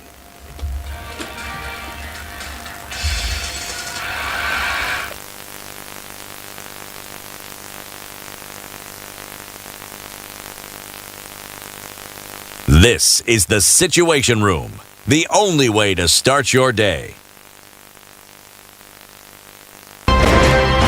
Revenge is for children. It's for kids. When you grow up, you realize the best revenge you can take on somebody is to ignore them. I'm just new in politics. It is not everybody's cup of tea. That's why some people come in one term and that's it for them. Political parties in this country do not have ideologies, whether luring or otherwise. And that is the effect of corruption. Any time an offense occurs anywhere in the country, it is the job of the Inspector General to look into it. Whether it's corruption, whether it's murder, whether it's petty, that is his job. If we have chosen to be a corrupt nation, then we produce corrupt leaders. Everything then becomes chaotic that you cannot be able to change a nation. The weather with SpiceFM. Coming up this morning is 16 degrees. We'll see highs of 25 and lows of 16 in Nairobi. And sunny at 15, highs of 27 and lows of 14 in Nakuru. In Nyeri, 15 degrees and sunny, highs of 25. While Eldoret, we'll see highs of 25 as well. It's currently sunny at 12. 25 degrees and partly sunny in Mombasa with highs of 31. While in Malindi, we'll see highs of 32. It's currently sunny at 28. Kisumu is sunny at 20 with highs of 28, and we'll see highs of 29 in a sunny Kakamega, currently at 16. Mostly sunny conditions at 14 in Johannesburg, going to highs of 26, while in Kampala, it's sunny at 20 with highs of 27. Dar es Salaam will see highs of 32. It's partly cloudy this morning at 26. Mogadishu is cloudy at 27 with highs of 31, while Addis Ababa is sunny at 15 with highs of 24. The Harmattan skies continue in Lagos, currently at 26 with highs of 34, while Kinshasa is cloudy at 23. It'll go to highs of 32. Mature, intelligent talk every morning. Done right. 94.4 Spice FM, Nairobi. All right, it's heavy on Naivasha Road. It's coming in towards Ngong Road, and then some traffic also as you get towards the CBD. Ngong Road is going to be busy for most parts of the morning. It's also busy on Waiyaki Way as you get into town. Coming in from Muthaiga through onto Limuru Road. Also seeing that as you approach Wangari Maathai Way Junction, heavy traffic. It's also almost at a standstill as you come in on the Thika Superhighway out from Outer Ring through towards the Pangani Underpass. Very slow traffic. Many lanes of bumper-to-bumper traffic on Kiambu Road. Folks trying to get towards Muthaiga Square. And on the Globe Cinema Overpass as you get into the central part of the city. Very, very heavy. All right, an eye on things. Let's see. Langata Road is also piling up. It's probably going to get there as we're into traffic hour proper now. Let's talk on SpiceFM KE on X, hashtag The Situation Room.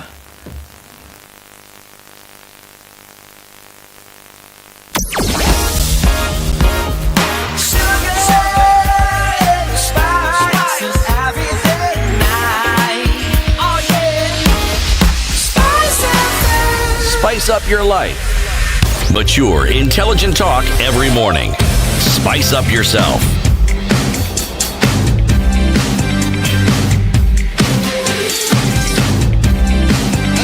Mornings 94.4 Spice FM, Nairobi. 8, our conversation continues. It's Thursday, it's Justice Thursday, and we're joined by the Honorable Justice Okoh Tumboya from the Environment and Land Court at Milimani Land Division. We are talking about adjudicating land disputes in this country. And Judge, like you've said, you receive very many cases, varied in the way they are presented. Very many of them, some of them starting from family disputes to commercial land disputes to even people complaining about government. From what you see, is there a clear understanding of land rights in the country by the people? Is there a clear understanding of land ownership processes and rights by the people? Yes, I would confirm that the enactment or the promulgation of the current constitution really crystallized the land rights, both in terms of private land ownership, public land, and community lands. And these distinctions are well drawn by the constitution. And secondly, I would point out that yes, a better percentage of Kenyans now do appreciate and understand their rights and entitlement to land. And this understanding of the scope of their rights has actually culminated into a number of suits, because hitherto some of them were their land rights were being trampled on, yet they did not know. But there is enhanced knowledge, there is enhanced information, and quite a number of Kenyans are now litigating to defend their land rights. Is there understanding of the process of ownership of land? Because in the many cases that we see, in fact, when you're seeing demolitions whose orders whose process has been sanctioned by court, many people come and say, you know what, I've lived here for all these years. I bought this land from a third party who bought from somebody else. And as far as I'm concerned, I own this piece of land. In fact, government has allowed me to do this and the other. In fact, I checked, in fact, this and that. Is there really understanding of what it means when you say this is my piece of land? Allow me to point out this. Yes, I agree that we've gotten into situations where people who have previously been in occupation of certain parcels of land for vast number of years on the basis of some certificates of title which they imagined were valid, face or are confronted with eviction, demolition, like the ones that you and me have witnessed, not in the very distant past. But we adopted a registration system which is called the Torrens principle.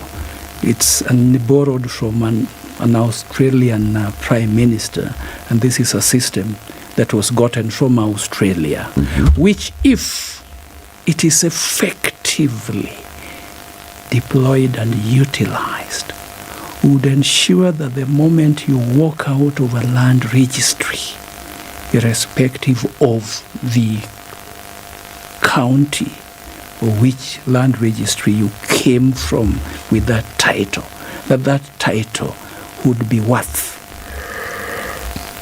the weight, the ink, and whatever that is written thereon. But fast forward, something happened. Because one of the key pillars of this Torrens principle that we borrowed, where the registration document should speak to your indefeasible, to your absolute right, and confirm yes, and with indemnity from the government, has not been effectively utilized. And this is where we get a scenario where there are 2, 3, or even more sets of titles relating to the same piece of land. And sometimes we just fiddle with the numbering. Nairobi block, then 10. But I create another one, Nairobi block 1/10. But the land doesn't move. It's the same ground. So you get titles superimposed on titles. But it is the same land. 3 people laying a claim to it. It's because the fidelity to the principle underpinned by the Torrens principle has been thrown to the dogs. By who? By us, you and me, Kenyans. Because I would not want to say that it belongs there. It's a collective thing. Because it is me who knows this land belongs to you. But despite that, I still go there and I say yes. That title. So are we saying, so are we saying then in that aspect? But principally, the people that owe us a duty who sit at those prestigious offices who will, land alienation or land allocation or land registration is not an event.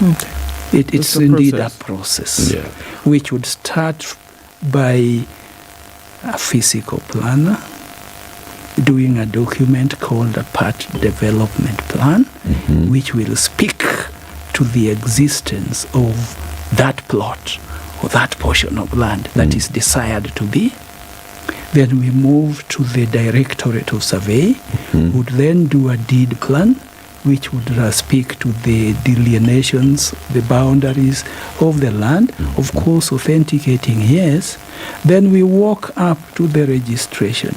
But somewhere the process is not watertight. And this is how you find that there are parallel titles, there are parallel registers obtaining at the land registry. And allow me just to add this. Because of this complex scenario that lies on the path to registration, which will then come to the Environment and Land Court, we, under the leadership of Lady Justice Muga, who is now the head of the land division at Milimani, sat and thought through the process. And we were looking at a scenario that would we be able to resolve all these disputes without engaging with all the stakeholders? Because there is a segment of this dispute that is created by the Directorate of Physical Planning. There is a segment that is created by the Directorate of Survey. And you and me also know that the county government also had land that was belonging to it and which was being alienated by the Office of the Commissioner of Land, as it then were, under the Government Land Act. But that could only be done with the approval and sanction of the City Council or TC. But they also had their own issues, because you have your flatterers and you want to reward them. So you reward him with that land. Tomorrow you get out of office. And we have scenarios of one piece of land being allocated double and double and double, right? So we created a scenario that we need to have a talk to be able to see that we can avert or mitigate the number of cases if these offices were to pay fidelity to the statutes that underpin their existence. Because the biggest problem we do have, and allow me to underscore this, Kenya and Kenyans have sufficient legislation, both starting from the Constitution, the statutes, and the regulations. What is missing is perhaps the spirit to actualize the text of the law and the attitude. So then, isn't that where a problem comes in? And I want to look at 12 years of this specific court being in existence, but also 14 years of the Constitution. And when the discussions around the Constitution were taking place, land was central. Land occupied a huge part of the conversations. There was even creation of the National Land Commission and dedication to conversations on land. And we are still finding ourselves with a system that is yet to be aligned at system level, not even at community level. Should we have a national land conference that then brings in together all the players and says, this is what the people of Kenya decided and put in their constitution. This is what has been enacted as laws and regulations, but these are the gaps in implementation of these laws, and we must find a solution to it. As you say, to come together and say, we are the problem, we must discuss so that we can resolve this problem, because we are hurtling towards a very bad corner. Let me take it from a three-pronged approach. As to whether we need a national land conference to enable us to speak to the land issue, my answer would be in the negative. In terms of text, in terms of law, starting, as you correctly pointed out, during the clamor for the constitutional change, land and governance are two critical issues that took center stage. Remember, we were kind of seeking to run away from a dictatorial governance. And this culminated into the enactment of what we call the national values and principles of governance, which are very expansive and they speak very well. But then the question as to whether there is compliance is another discourse for another day. Fast forward to the land issue. Starting from Article 60, which defines the national land principles that Kenya espouses. And it goes down to 61 that defines the types of land from private, public, community. And then it goes down to 62 that defines about rights, and it goes down about how your land rights can be utilized. Of particular importance is Article 60 of the Constitution, and some of the very fundamental principles that are entrenched there is equitable access. Access to you, to me, to everyone, irrespective of political, socio-economic status. Sound land management and administration, right? Protection of land, land right security, you know, that when you have a certificate of title gotten from speaking to your land right, those land rights denoted by that title should offer you some level of security, as to whether that has been achieved. Well, is also debatable because these are part of the issues. But I would say we have a beautiful constitution that is very comprehensive and espouses all the principles that we would need. So what do we need then? So you say we don't need a conference, a conversation. Yes. But we have a problem, and that problem is ending up in your court. We actually need, with people being in one word, an enforcement mechanism. Like what? The National Land Police. Can I ask a question this way? That if you saw that some of the things you not even allude to said very clearly, if there was elimination of the mismanagement of the process at these institutions and agencies, which would then guarantee that there was a free flow of information and that there was the proper reception of the documentation needed on either party's side, would we see a reduction of these cases in your court? Number one. Number two, are we also saying then that if there was due diligence done on the part of both sides of those on this transaction, we would also see a reduction of the cases then that came to the lands court? Would we? A yes and no. A yes and no because of this. Let me start with the due diligence being done by both parties to the transaction.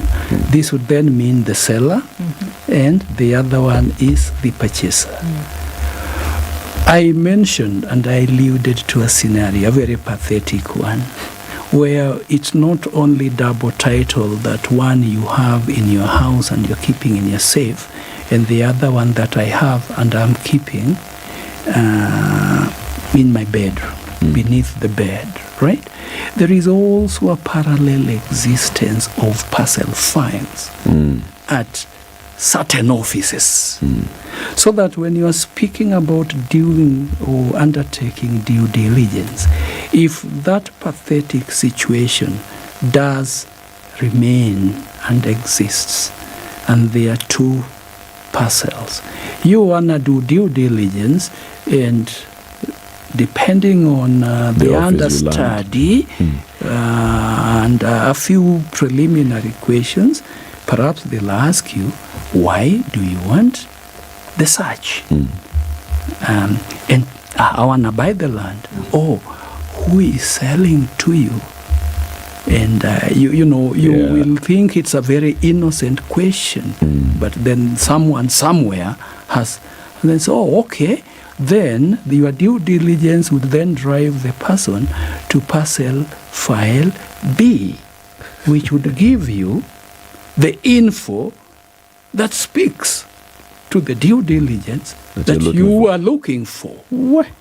But there is a parcel file A concerning the same land, which has a different. So really, due diligence, yes, but how effective, how efficacious, it's debatable, because the very principle that underpinned our registration system has been botched. It was, for those in Australia, for those in the UK, a title deed certainly means that you have land rights. And it's clear. And it is. You can walk with it. But you see ours, the scenarios that we have, like just the other day, all of us live in this country, there was massive demolition on land which was said to belong to Mombasa Cement or Portland Cement, and it was massive. And there are Kenyans who say, look, we bought land and we got title. So if they got title, where did they get it from? From some government office. Where then is the land, the security of the land tenure system? How effective, how helpful will due diligence be? Because today we actually, right now, we are not talking about superficial due diligence. There is yet another concept that has come forth, which is very critical. That is not enough to do due diligence. You must undertake historical interrogation and investigation of the land to know, oh, how did you come, and how did you get to own this land? You see, some kind, and then you see this then takes you away from just the land registration section and dispatches you to the Directorate of Survey to discern whether the survey maps that underpin this. So they say due diligence, yes, superficially on the face of the water, but beneath the water they are running tight. So you must do historical search. It's a lot. And then the other bit that is also there is the Independent Constitutional Commission. That's a whole kettle of fish, Judge. I'm going to catch you there. Like a National Land Commission, you say, would the number of cases that come to the ELC be mitigated if this was functional? But I would share with you that Sorry, I've got to cut you short there. We've come to the end of the hour. An interesting conversation. Please, let's continue with it soon. The Honorable Justice Ogutu Mboya is the judge from the Environment and Land Court in the Land and Planning Division at Milimani. We've been talking about justice and land matters in the country. Keep it here for more. 8 a.m. Good morning.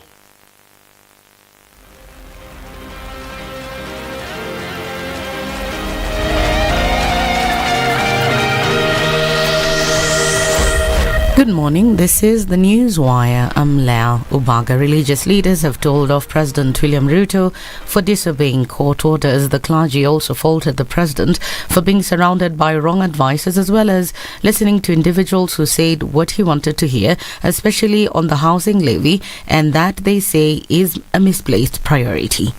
Every person has an obligation to respect, uphold, and defend the Constitution. The structures and manifestos of political parties are not above the law and are subject to determination by the courts whenever petitions are presented. It is true that we had a lot of hope that this one is in the congregation with us every Sunday. He will listen. But then, as things are, I will not say that he's not listening to church leaders, but he's listening to some church leaders, and maybe church leaders who are telling the president what he wants to hear, not what is the reality on the ground. The clergy also questioned why the government is adamant on implementing the housing levy, yet Kenyans were struggling with the high cost of living. Mambo ya housing levy, maadamu serikali koti zimepinga, ingekuwa vizuri wachana nayo. Wakenya saizi hawana shida ya nyumba, wana shida ya chakula matumbo yao, ndio inawasumbua zaidi. Wakenya wanashindwa vile watapeleka watoto shule. Ungeangalia hizi shida, na kama utawasaidia usiwachukulie tax zao. Watu wanalia. Unajua kuna maswali nyingi sana ambayo hatuwezi kujibu. Haya manyumba yatagawiwa kina nani na jinsi gani? Watalipa pesa ngapi? Watalipa kwa muda gani?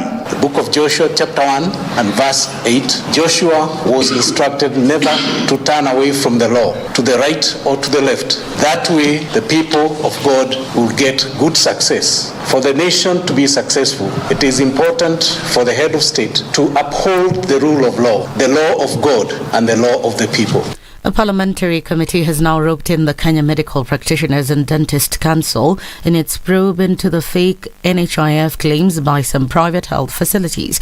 Committee Vice Chairman Patrick Munene said during inspections, the Health Committee established that some of the facilities flagged for fake claims were licensed by the regulator despite not meeting basic conditions. One of the main issues that we have realized as a committee throughout our trip and throughout our audit is that the body responsible for registering and classifying hospitals in this country, which is KMPDC, failed Kenyans.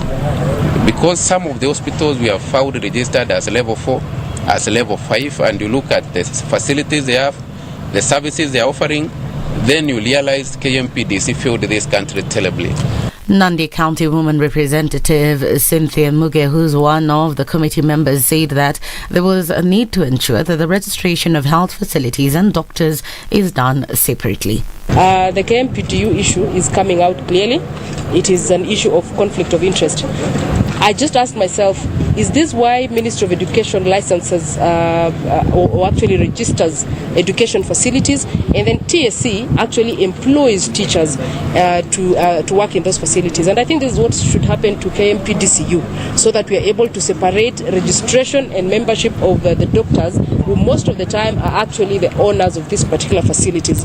And I think that is one of the way forwards. Of course, this is a direct reporting from the meeting that we've had here. Another committee member, who is Mwea MP Mary Mainge, said that they'd also established that some facilities have been licensed by the regulator to operate as level 4 hospitals but lack basic equipment and facilities needed for accreditation. We are seeing abnormal surgeries. Like you can go to a hospital that has done in a day specialized surgeries like 29, and we all know that a day has 24 hours. We don't expect that in 24 hours you've done 29 surgeries and they are all specialized, and you don't have some services, you've got to outsource some. So I think it was just a way of getting money out of NHIF.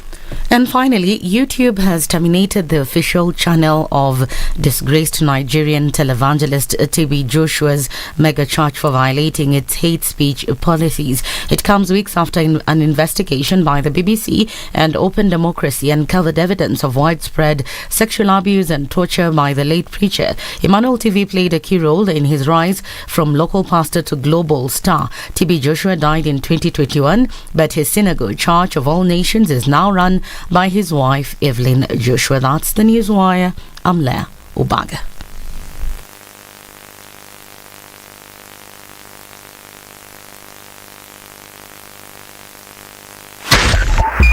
.5 Spice FM, Kisumu. All right, at a few minutes after 8 o'clock, we're looking at traffic still coming in hot on the Thika Superhighway as you get towards the Pangani Tunnel. That's at a standstill. Also, there's traffic coming in from Outer Ring touching on the Thika Superhighway as well. Also, Limuru Road is busy. Coming off Gong Road, we saw that starting early, as well as Kiambu Road. Absolute hold up there as folks are trying to get out towards Muthaiga Square. All right, coming on Gong Road, it's busy as you get towards the CBD. Heavy traffic on Langata Road as you approach Wilson Airport. Some of that will go towards Railo Dinga as folks are trying to get away from that mess. At the Embakasi Junction, North Airport Road, Cabanas, heading out towards Outer Ring. Very, very busy. Right about now, we are in traffic hour proper. Let's talk on Spice FM KE on X as we keep things moving. Hashtag TheSituationRoom.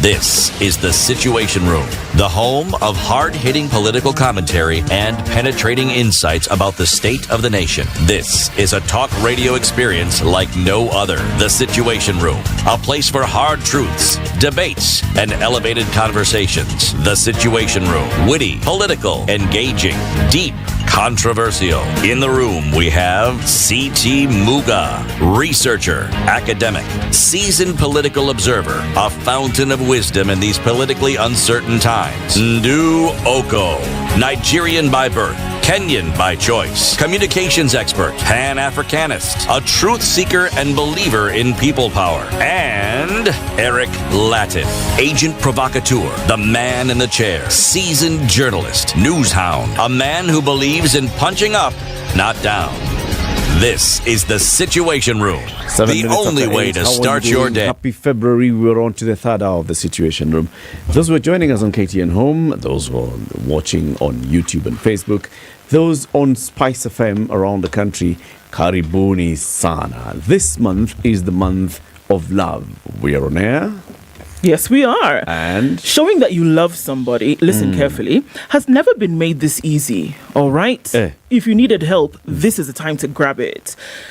Bring your loved one down to the Sarit Center on the 14th of February for a highly anticipated Elegance in Love dinner. Come through for a night filled with great music, fun, dance.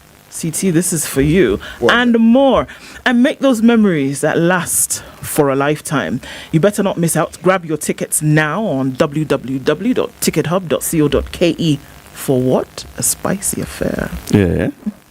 As in the tickets are what? Let's do it like this. Yes. Okay, so if you have 3,000 shillings, you'll get a regular single. Right? Regular single. Regular single. So it's not ordinary. It's regular. That's the one I was asking about. Yeah, so think about it like this. You go get a coffee. It's like a regular coffee, your normal, cream and sugar. Now, if you have single shot, if you have 5,500 shillings, you could go as a regular couple. So you plus somebody. All right. Now, if you have 10,000 shilling, you can be a VIP couple. You have 10,000. What if I want to be VIP single? So now, what you do, you just Is that hold VIP extra single? money. No, there isn't. I don't know why There's people can't be discrimination VIP on listed. their own. Okay. So look, what you do, you go with extra money. So as the night progresses, You pay for the other you one. want to upgrade.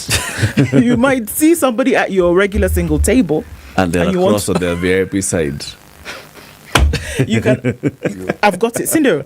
Then now you can get to regular couple, and then now all of you can get to VIP couple. Look, we're talking about elegance in love. It's a cocktail dinner. The colors, CT, since you're a man of color, burgundy and gold. You see, like your shirt, like this, that would work fantastically. My shirt is not burgundy. There's something in there that would work. 14th of February 2024, 6 p.m., the Sarit Center. Let's love.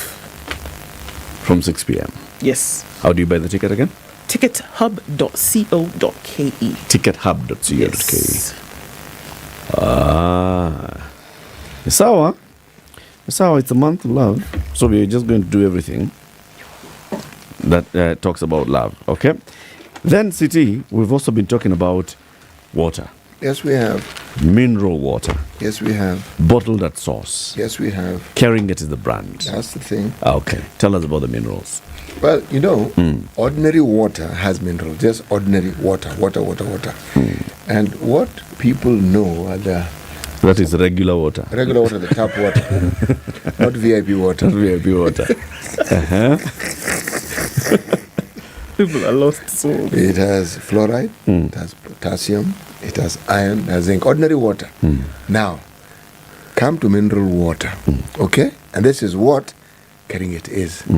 Take those ones and then add on top of it magnesium, calcium, sodium. Now, the thing about magnesium is that it is very useful because it lowers the risk of cardiovascular diseases, meaning heart problems. This has nothing to do with this month, okay? Also, you can't take magnesium if you're heartbroken. No, and you can't take it to Sarit.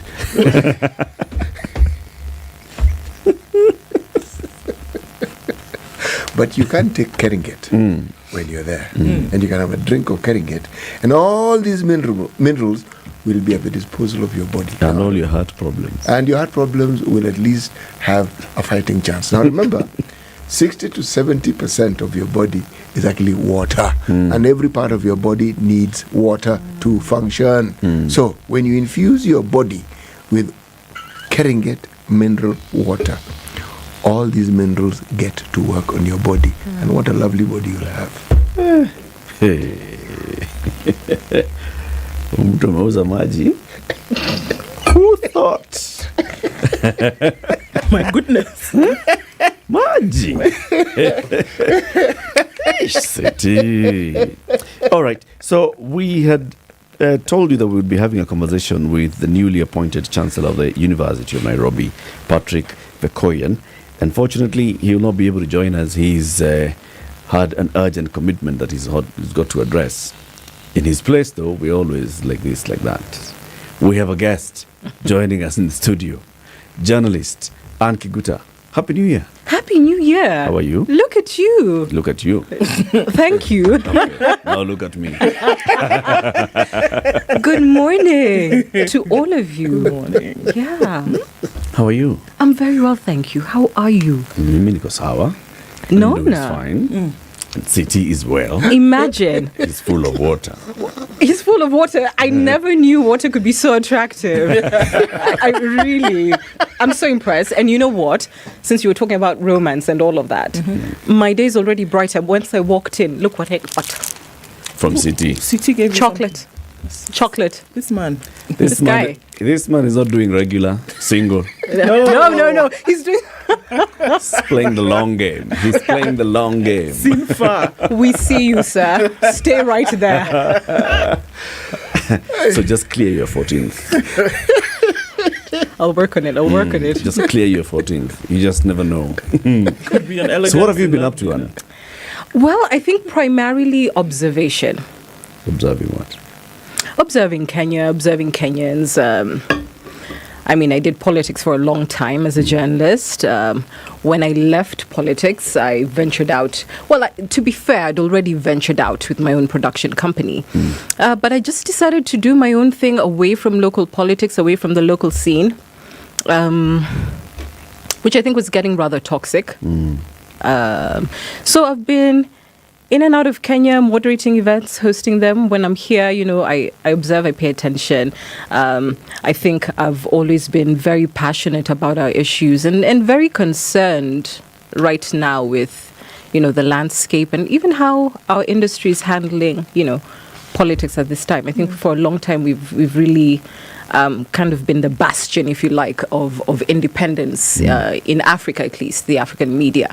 And, by the time I was exiting, I had some and some pauses about the direction we're taking. I'm not too sure if we're heading the right direction now, but yeah, I think I've been observing mostly our politics, listening a little bit more. We want to hear your verdicts.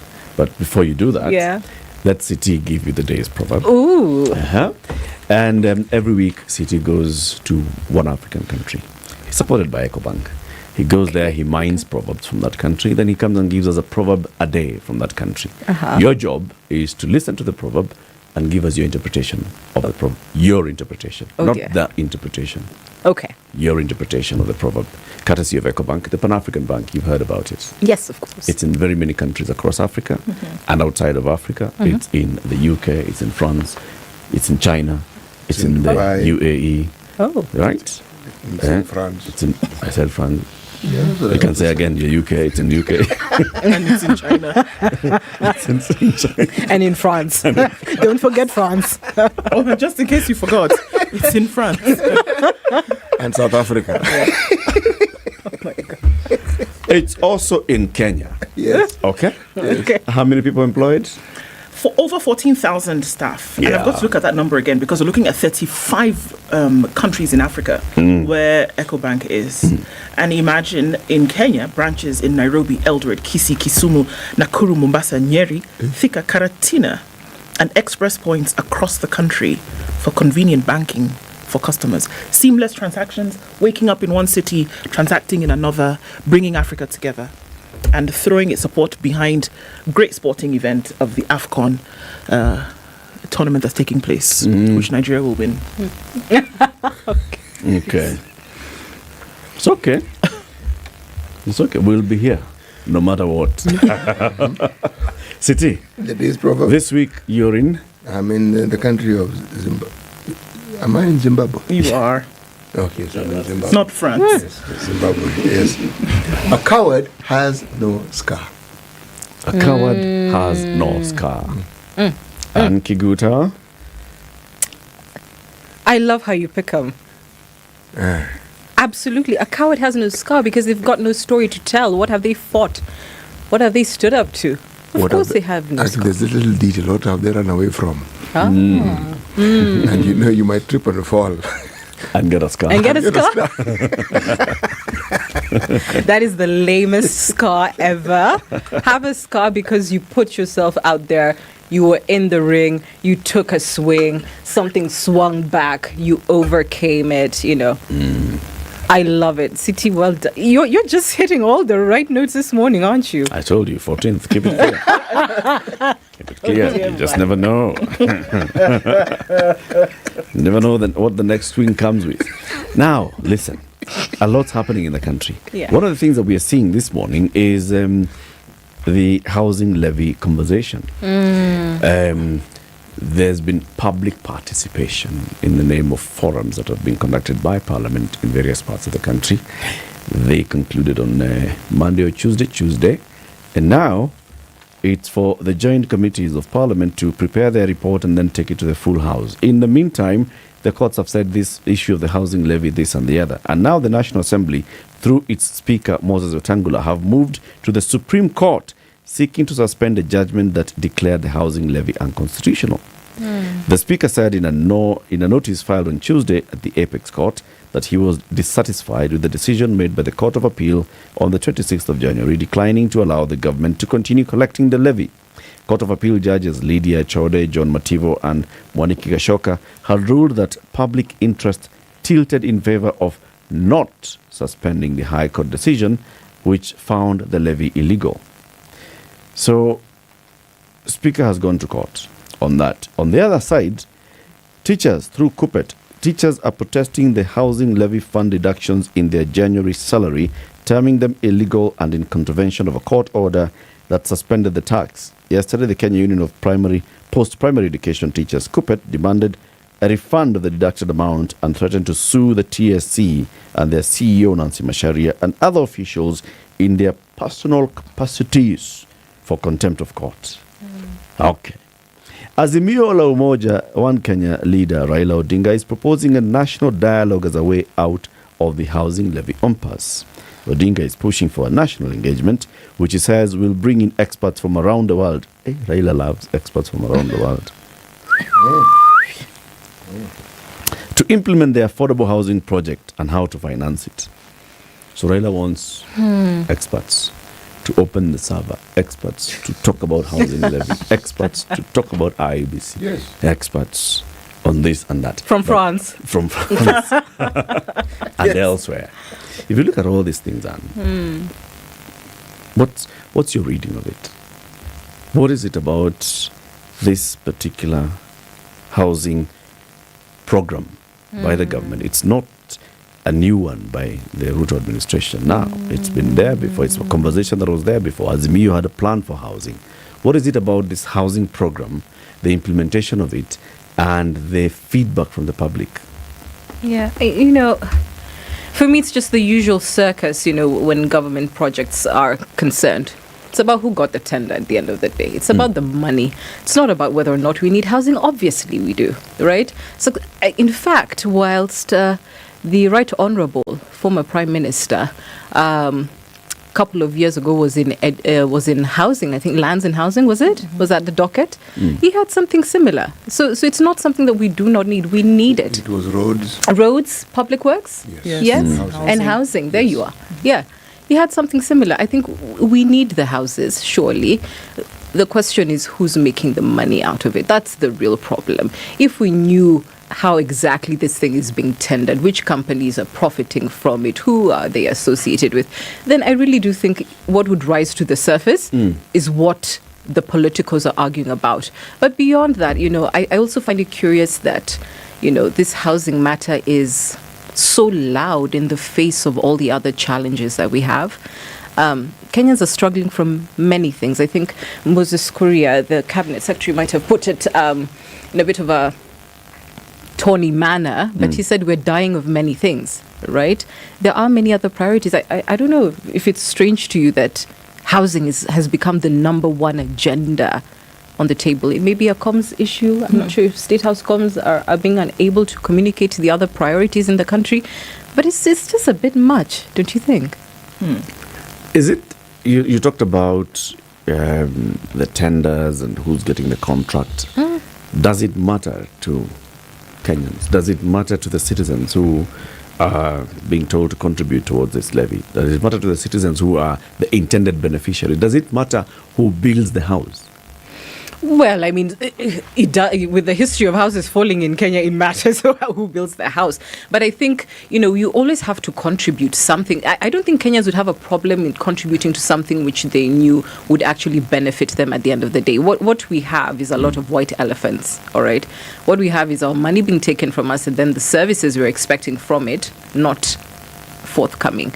And that's, you could say the same thing for, the new health insurance or whatever have you, I don't mind paying if I'm going to get the benefit, if I know how those houses are going to be allocated, if those houses are actually going to be affordable.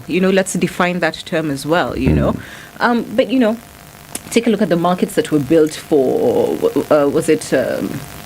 this sort of council markets, the public markets. At the end of the day, they were all allegedly, let me use that term, allegedly grabbed by either certain business interests, certain even ethnic interest, all right? And then, so the spread isn't right. It's not, I don't think the issue is whether or not we're contributing. Yes, we could talk about the amounts. Surely we're in the middle of a recession.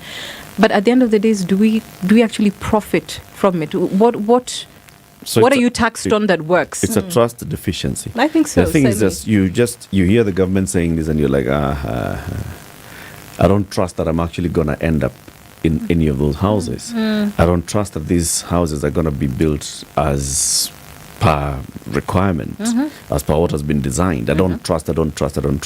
I think that by the time this project is done, somebody will have spirited with the money and the cement and the iron bars and everything else plus the cabro, and I'll be left there with like a thing and I'm told, ingia ile ni nyumba.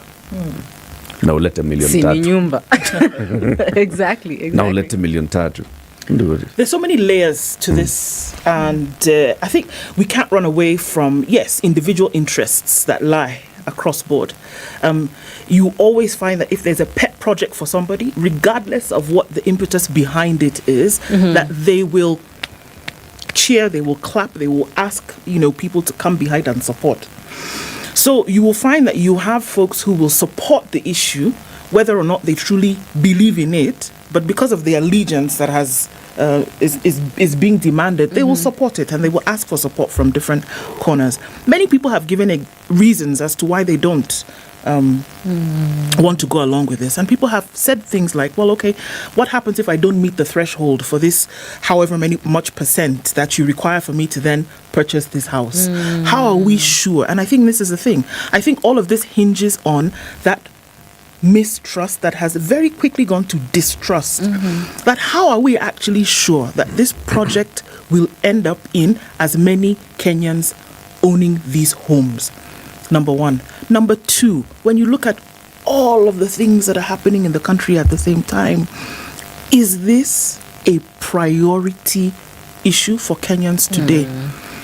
And unfortunately, the resounding answer from many quarters is that it is not. But then it would seem as though the government, from the place of the executive, hell-bent on making sure that this thing goes through regardless. Now, would it be time to listen to some voices and even be logical in that place and say, all right, should we put this down and bring something else into play? Or are we those who say we started on this thing until and unless it finishes this path, we will not let down? And that's what I'm saying. There's so many layers to it. But for me, the thing that shouts out the loudest is that the distrust of something that comes about from government as to whether it will actually make its way and see the light of day is an issue that must be dealt with. That why has it gotten to the point whereby it doesn't matter what you say, you could actually come and say, to anything you say today, people will doubt whether it is actually going to happen. And for a country to be in that state, where there's that continuous perennial doubt, that's something that must be dealt with. It could be housing today. It could be dams tomorrow. Well, we know what happened to that. It could be stadia the next day. We know what happened with that. We don't know. There you go. So imagine this has joined a list of many other things that didn't see the light of day. And that's something that must be questioned and dealt with. And people are saying, okay, well, is their distrust unfounded? And it isn't. So where then does you that want to come take from very little that they have left to put into this project, which they don't even know is going to come about. Where does it come from? Look at the list of many other things. It's what's that thing you normally say? Historical injustices? Experience. I mean, what's lived experience. Thank you. Look at all the things that they've said we'll do. It doesn't matter whether it was this one or it's that position whereby this you said we were going to do, this we said we were going to do, we said we were going to do this, that has not happened. What characterizes this particular one differently from all these other things which bear the same lineage that they didn't happen? So here we are with very little left. And now on top of those things that you're saying we want to do, you actually want to take some more from me to make it happen. Of course not. That's where the dissatisfaction with it comes from. That's where the doubt comes from. So if you're in government, what would you do? Do you stop everything and then you say, okay, can we have trust? Can we have a conversation about trust? I swear to you, Haki, You can trust me.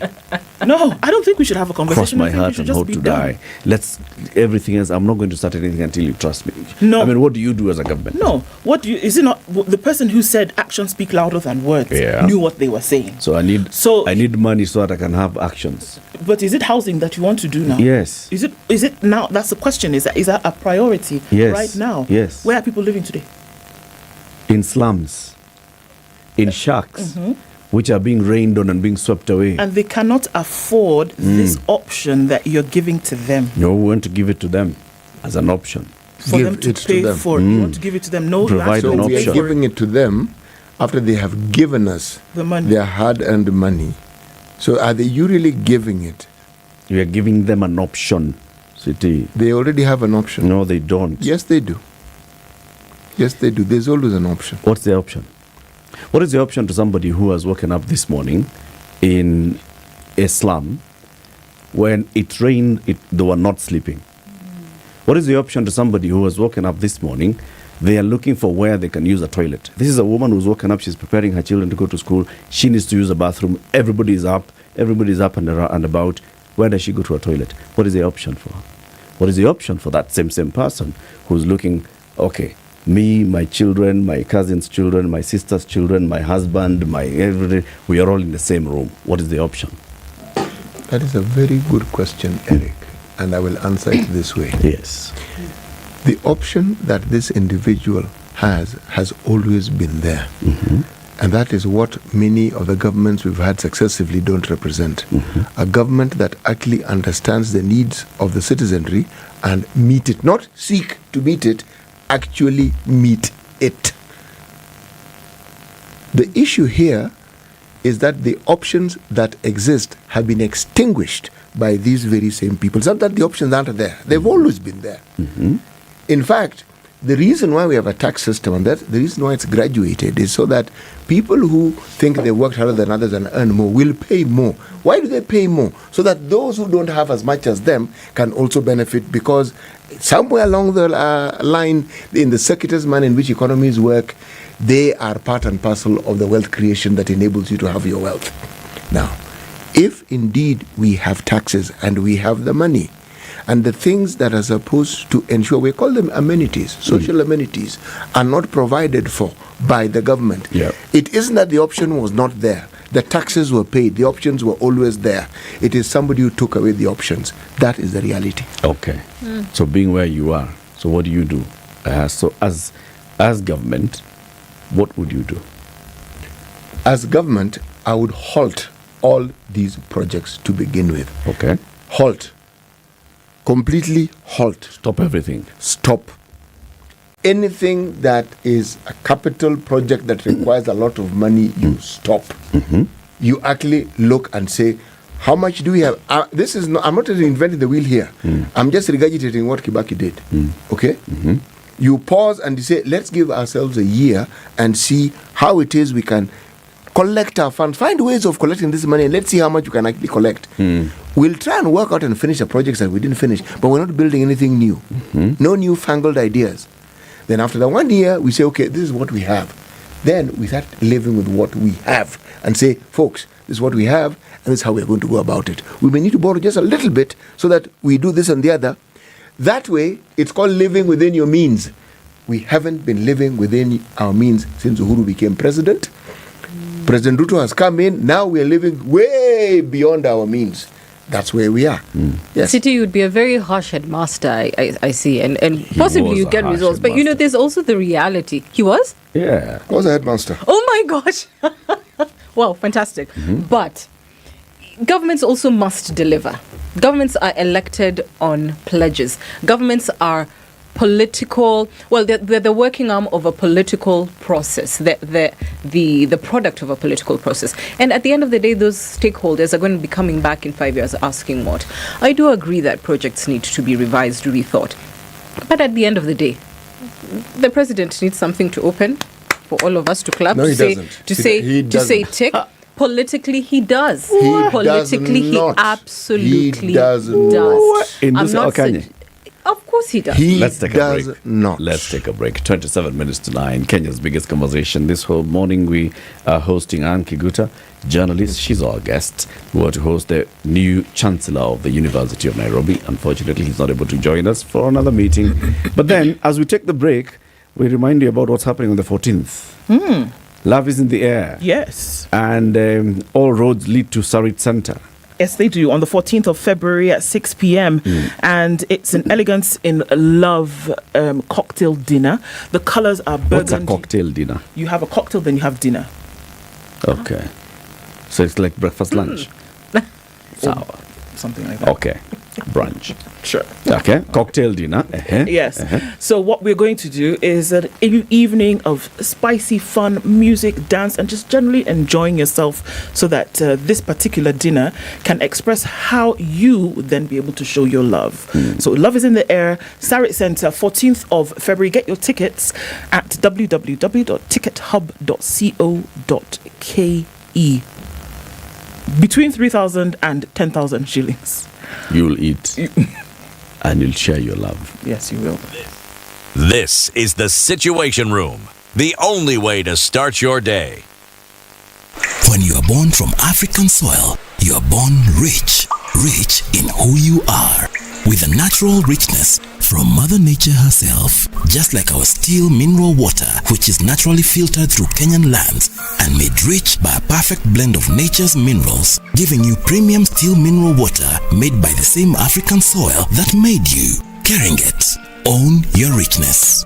Keringet, a product of the Coca-Cola Company.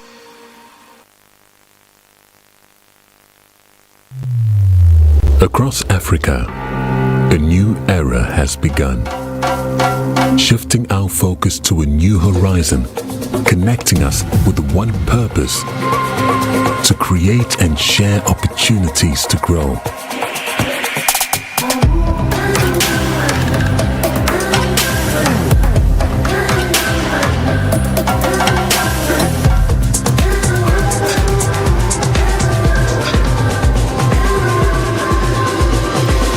Today, we are making a brighter tomorrow, built by our dreams and our energy. Across our continent, across the world, we are creating a better way to a better future. A Pan-African future. Together. EcoBank. A better way, a better Africa. Oh, finally! It's my Standard Courier delivery. At Standard Courier, we know that your time is valuable. That's why we guarantee swift and efficient deliveries to your doorstep every time. Give us a call on 0793 599 684 or schedule your next delivery by visiting our website www.standardmedia.co.ke/courier. Trust Standard Courier Service for all your courier needs. We deliver with pride. The weather in Nairobi, we'll see highs of 25 and highs of 28.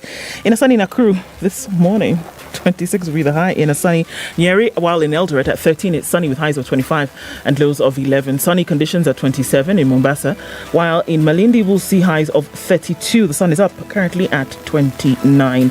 Kisumu is sunny at 23. We'll see highs of 28, while Kakamega will go to highs of 29 and sunny conditions through Thursday.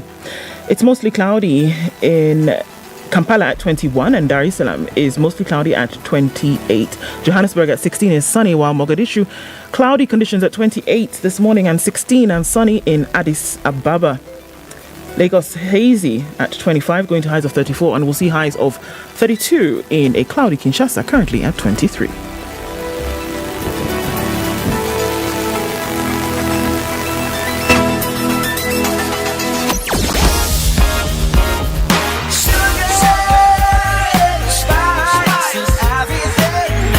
Off the Thika Superhighway, still heavy as you come through towards Survey and then out towards the Pangani Tunnel. We'll be there for some time. Busy this morning on Gong Road, has been since 6, and also seeing a little bit of movement before you then get towards Chiromo coming into the city. Spring Valley, Lower Kabete, that whole area is piling up for some reason, different from most mornings. But we have traffic as you get out towards Sarit Center coming from the back. Limuru Road is busy as well. Let's take a look at traffic then coming in from Jogo Road, not too bad. But then Airdrome, as you approach Uhuru Highway, busy right about now. Keeping an eye on things, we are in traffic hour. Still, let's talk on SpiceFM KE on X. Hashtag The Situation Room.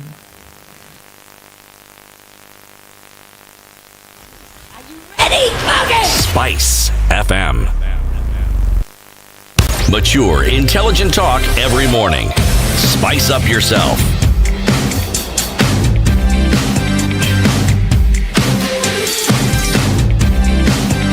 Mornings done right. 94.4 Spice FM, Nairobi. Continues. Anki Guta is our guest this morning. This housing levy conversation is a big one. And CT, you are saying stop everything. And Anne was saying, all right, a government stopping everything is a government that's basically shooting itself, not in the foot, in the head. The head. It isn't stopping everything. It is stopping new spending. Look, what I'm actually saying is this. You ask me, what do you do? You look at best practices. We are not the first country on this planet to have such problems. There are people who've had similar problems and they've been able to find a solution to it, some sort of solution.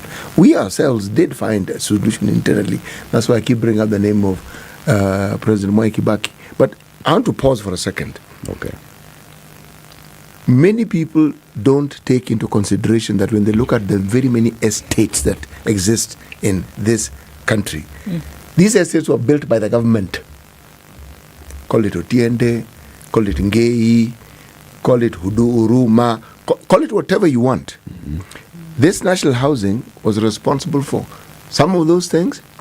If you go to places like Buruburu, that one we were assisted by funding from, it was the UK, okay? There's a certain fund, I'm trying to remember the name of that fund. That the Commonwealth. Yeah, Commonwealth, Huyo, okay? Now, what am I trying to say?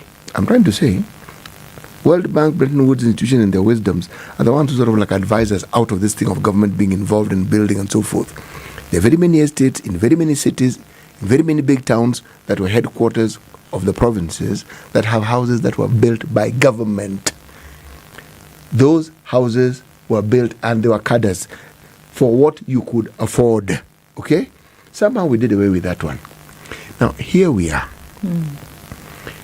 In the absence of the government building, and yet with a population increase and what we call an urban drift, people moving from the rural areas to the urban centers, not Nairobi now with devolution, surely there ought to have been a plan as to how these people are going to be housed. Because the deficit, if you compare those who need houses and those who actually have houses, the rural areas don't quite have that problem. People tend to have houses. You may think of them as you may, but they do have houses. Houses are a priority, but are they a priority above health, above education? No. But what they are a basic right. They are a fundamental right that you have as a citizen of this country.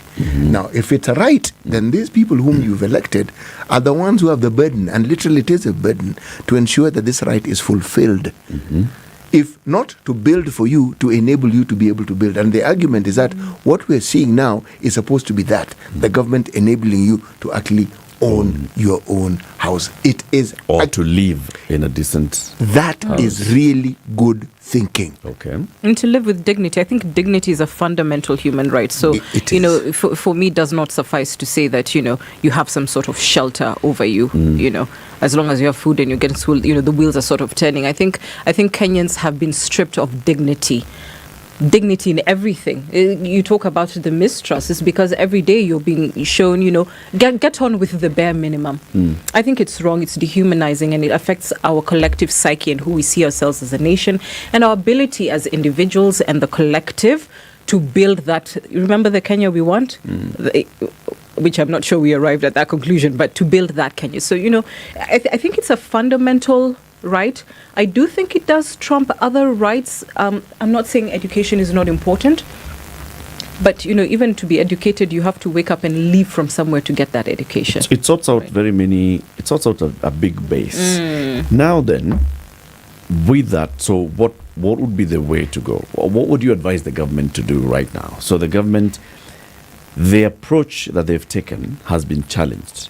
It's usually the process. It's not those that have gone. It's not the concept. Have not gone to question the concept. It's the process.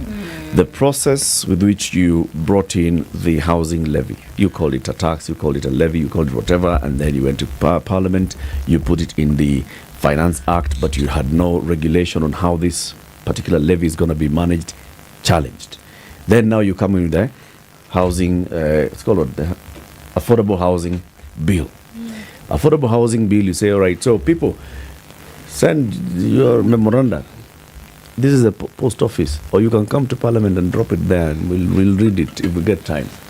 No, public participation. Again, process question. And you told this is not public participation. It's not it? Okay, we're going to call people to town halls, and you come and talk to us. People have gone. People have talked now. Parliament is preparing a report, and they're going to discuss it. Well, at the same time, it's just the process that is constantly being questioned. It appears like the government is ignoring the need to follow due process. Why? Because they can. Why? But you see, they can also follow due process. Yes. Yeah, but it's the arrogance, of course, that comes with power. I remember I was speaking to a very senior member of the National Assembly right now, and I won't disclose who he is, but in a private conversation, I told him, who you're starting to sound like now? The other guys. The other guys who just a few short 1.5 years ago you were telling us were the wrong guys. Why? Because of the arrogance that comes with election. I think leaders must learn to lead with humility at all times, to respect the people at all times. Going through process, like you're saying, is that respect of the people. Is again that dignifying of the people, that we're here to serve you, not to lord over you. We don't have a predetermined outcome. We're actually going to listen to you because we believe we're here to serve you, not just to push through what we want. And I've taken great exception, to be honest, with a lot of senior figures in this administration and the tone that they're taking with Kenyans. You see them on Twitter, just having absolute no regard for the people who elected them. It's a wrong approach. It's not leading with love. It's not leading with honesty. It's not leading people with dignity. So for me, you can possibly say, these houses must be built, but you have some, even when you're chewing, you close your mouth. You have some manners about it. Respect the people, and I don't know why we failed so much on this. I'm not sure that other countries fail this badly in terms of how they speak to their people, showing respect to citizens, showing that we're actually listening. Your opinion matters. It's your opinion that got us elected because you thought we were right, and that we still need to carry you with us to the end of our term. For me, that's even just smart politics. Maybe they don't think it's their opinion that got them elected. They think it's something else. What? It's my money that got me elected. Well, I think also when you look at the intent, there's so many things that come into play here, and when you look at the intent of an individual who seeks political or national office, when you look at the intent, that will almost always inform the behavior that will follow. If I've come into this position because I want to serve people, then you will see that. It will not be difficult to see. It will not be difficult to see. But if what I have come to do is actually to check for some expediency, you will also see that. And it will be evident in the words that I speak. It will be evident in the way in which I carry myself. It will be evident now in the way in which I operate within whatever office it is that I have been given. But I do think here, and I keep saying that when somebody speaks over and over again in a particular way, you should believe what they're saying to you. You should actually hear them and believe what they're saying. And I do agree that it's a process issue. I don't know that anybody would say I don't want a dignified place to live in. I don't know that anybody would say I would not want proper plumbing. I don't know that anybody would say I don't want a place where my children can wake up and sit and then have a little patch of something to play. I mean, I don't know that anybody would refuse it. But the manner, and my father used to say, it's not what you're telling me, it is how you're telling me that will either make me accept it or reject it. And if you don't include Kenyans, and I think that's where it has failed, that a lot of government processes, and you asked if it's just in care, I think there are many examples of other countries whereby it's like government is, and the executive is there, and the people are there. But if you look at jurisdictions where these processes succeed, that those who've been given temporary authority carry the people along in the decisions that they make. They don't fail on the things that they say they want to do. Take your pick. Doesn't matter where you are. In Switzerland, can we build this road? Let's build it. People say, let's build the road. Okay, we build the road. Can we do, let's all do it together. Let's do it this way. You go. Japan will say, we have taxpayers' money. We want to go and use it to develop in Africa. Can we go? Yes, let's go. Let's do it like this. But this Lord and Master mentality, whereby now that I'm here, I'm going to tell you what to do, is a recipe Whether for you like failure. it or not. It is a recipe for failure. And so I do agree, as I think about it, that the process issue is what needs to be fixed. The position and what that position requires needs to be fixed, because it will be housing today, it will be an education policy tomorrow, it will be markets the next day. But if the attitude remains the same, the results will remain the same. Where does this attitude come from? Look, if you think about it, the attitude that we see being displayed by William Ruto and the people in his cabinet and those that follow him in parliament is the same attitude that we saw being displayed by Uhuru Kenyatta and those in his cabinet and those that followed him in parliament. It's the same one in very many cases that we saw being displayed by Mwai Kibaki and those in his cabinet. Remember those comments of vomiting on our shoes? They came from somewhere. Yes, it's because of some arrogance that was being displayed. That complete disregard for the people, right? So, what is this? Is it a power thing? It is. Is it us as a society that we allow it? We are inherently it. Yes, we are inherently it. It's entitlement that comes when people are in positions of power. Whatever power, even at work. It doesn't really matter. Nyapara in a mjengo behaves the same way. Let somebody tell me true. Yes. Let somebody tell me today that Ndu, you are Lord and Master over the three of these people. It's finished.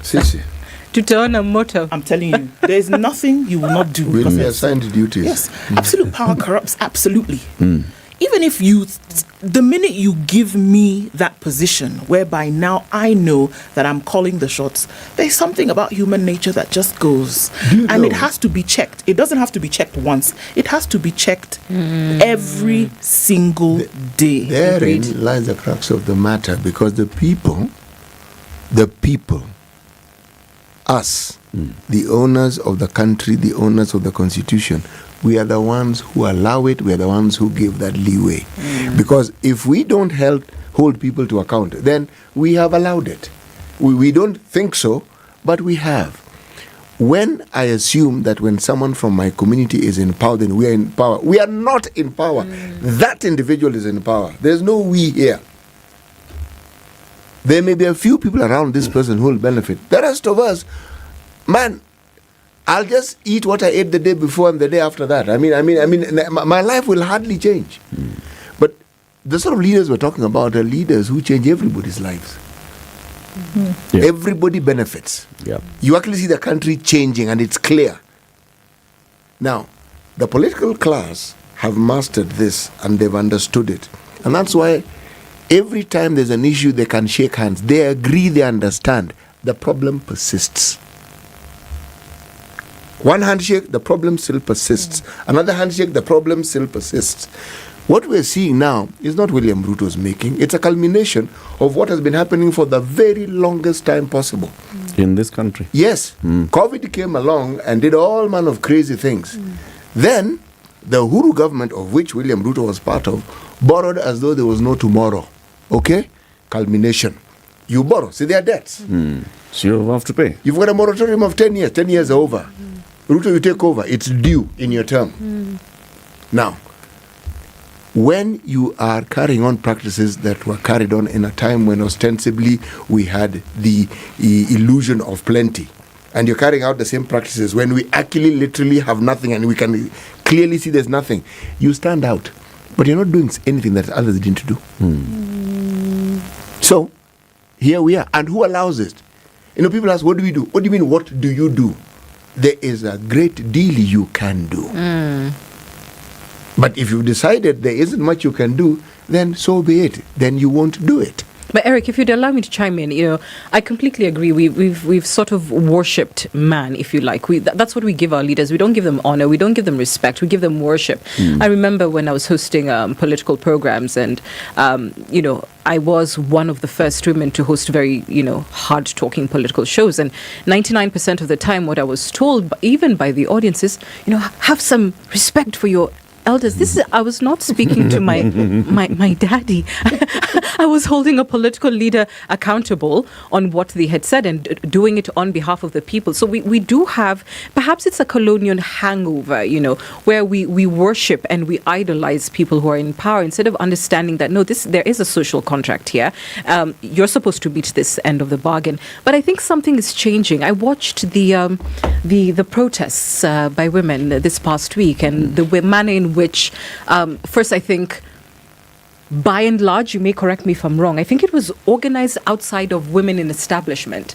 Yep. I think there was something organic that was happening where women as a constituency said, wait a minute, actually, we can say something about this. We've been waiting for somebody in some office to say something. We can say something. And they went to the streets and they levied their political power in that way. And then when the politicos showed up and tried to own the process, they have been checkmating them right there where they booed them in rallies. I think we've been seeing a lot of booing, so and so on, and telling people to go home and following them up on social media and not relenting. And I think, Siti, what I'm trying to say is, I want to believe, because I've always, as a broadcaster, I've always had to trust the public, that my audience is smart enough to see through these things, is smart enough to respond to the questions we ask and whatnot. And I think there's a shift that's happening in society. When you see, you can't just go and boo the president. I mean, when... You can't. And I'm not even suggesting that necessarily. There's something shifting. No, you're spot on. You see, the vomiting of shoes that Sir Edward Clay spoke of is with us again. We said this of Uhuru. Two things. When you have a president who is polite and doesn't shout at you and insult you, you think the guy is weak. Okay?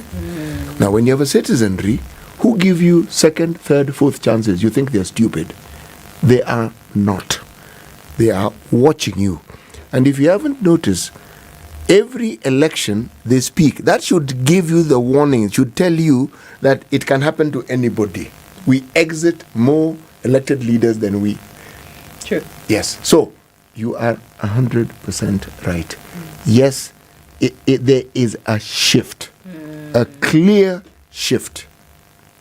My favorite bunch of individuals who represent this shift are the judiciary. Man, goodness, these guys are hitting sixes all over the place. Constantly. On a daily. When they slip up a 4. So, when you see this taking place, it reminds me of a time, I keep saying this, I was also young once, when I was younger, and you would find one brave soul standing up and doing something which they were not supposed to do when you had a single party system. Or you find 2 or 3 parliamentarians daring the government and saying, no, this, so, sorry. Now you see, that moment is with us. I agree with you. Yeah. It actually is with us. Yeah. What should happen to the housing levy, this housing program? I'm torn about it. It's being fought on very many fronts. I am torn. There's court, there's parliament, there's unions, public, there's unions. Yes. It is not the housing levy that they are talking or complaining about, if you ask me. It's what it represents. You actually think you can keep taking money from us and you don't do anything that you're supposed to do with it. Kifua. Yes. That is, in Kiswahili, that is my view. No, we are not going to allow you to do that. That is what I hear them saying. Not the housing levy. People want houses, for heaven's sake. Of course. They do. It represents, and that's what I was saying. It could be housing today, it could be something else tomorrow. But if it comes across in the same way, it's still going to be rejected, So you can imagine, and somebody would think, because is that not the question blatantly that the president asked? Here we are, as, trying to do a good thing for you. Don't you see it? Don't you get it? But he didn't get it. Yes. He's the one who's not getting it here. Yep. It's not the housing that's the issue. Yep. It's the screen that's behind this. And what are you actually telling Kenyans? That's what they're not happy with. And believe me, look at the character of the opposition to this thing. It is varied. It doesn't matter where you look in society. It is running away from the politician. Exactly. It's rejected across fronts. Yes. So you must ask yourself, if it was just one group of people who were saying no, no, no, no, no, then you would say, okay, these guys are being petty. But from unions of teachers, from the judiciary, from society, from communities, from people who work in corporate and the private sector, everybody's having an issue with And this. all of them, the president and his people try to profile them and said it's the people who have jobs who are fighting this thing so that you don't get jobs. It's the people who are living in houses and they have mortgages who are fighting this thing so that you don't get a house. And that profiling is still not working. It's failing. Because if there was then support from the hustlers, then the hustlers would be coming out to say, no. Have you not seen the protests outside the judiciary? Oh, yeah, there's that. By who? The workers. The housing workers. In the squeaky clean helmets and overalls. Yeah, it's because they're not at work. Okay. That's why they're clean today. Otherwise, they'd be having mosquito all over their eyelids. I hear you. Let's go to the news, and then after this, we want to hear from you. We'll open the phone lines. There's a lot that's happening in terms of just conversations in the country, and you want to participate in that conversation. 0719012600 will be the number to call. And will you stay? I won't. Okay. But thank you so much for having me. So nice to see you guys. You're fantastic. We'll invite you again. You are holding down the fort. You're great for Kenya. Thank you. 9 a.m. Good morning. Spice up your life.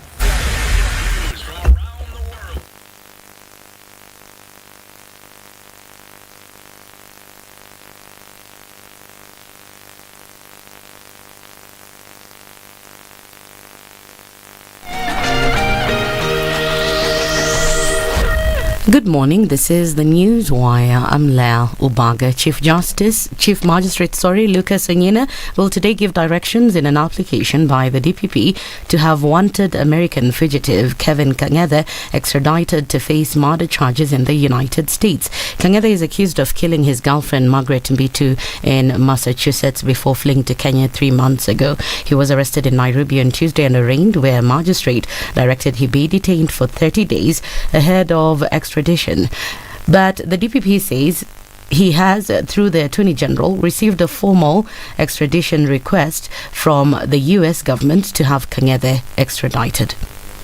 Police in Nairobi have arrested a wanted criminal gang leader who was on the run for months. Police say the suspect was the leader of the gang and a mastermind of the CIA attack, where a police officer was killed and another one was injured. The officers were robbed of their rifles as they escorted examination papers at Mahero Secondary School in Alego, Songa Sub-County in Siaya County on November 20th last year.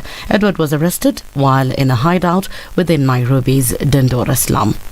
The High Court will today deliver judgment in a case where prisoners are seeking to be allowed to attend the funeral ceremonies of their close family members. The petition filed by Moses Dola and Sheria Mtani wants the law changed so bereaved inmates are informed and get automatic permission to attend the funeral of loved ones. Dola was in 2018 convicted of manslaughter in the death of his wife Wambui Kibiro. He filed the petition after his mother died, but he wasn't allowed to attend the funeral, a move he terms a violation and erosion of a fundamental freedom and right of prisoners.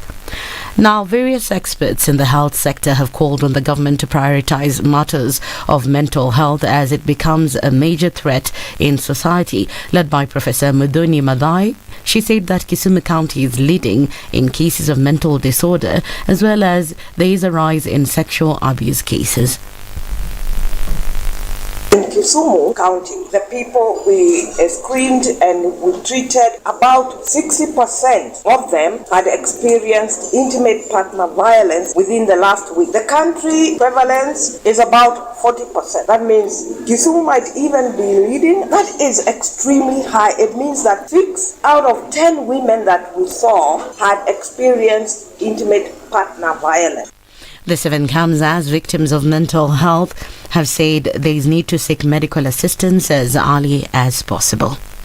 Nimekuwa na shida ya mental problem for some time. Nimekuwa nikienda through emotional stress, lakini sikuwa nimejua until the moment I went to General Hospital. They took me to Smart Dapa and they helped me a lot. They took me through psychological counseling, and for 1 year 8 months is when I finished my treatment. Now I can face my situations.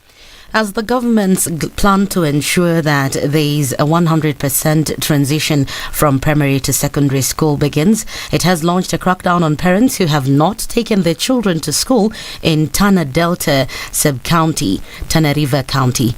This is after the area recorded a dismissal school enrollment, with some of the 19 secondary schools in the area admitting only one Form 1 student since the reporting date began. However, with the intervention of the National Government Constituency Development Fund bursary, the enrollment has started going up, but at a slow pace, partly because most of the learners were victims of the El Nino rains that caused destructive floods in the area.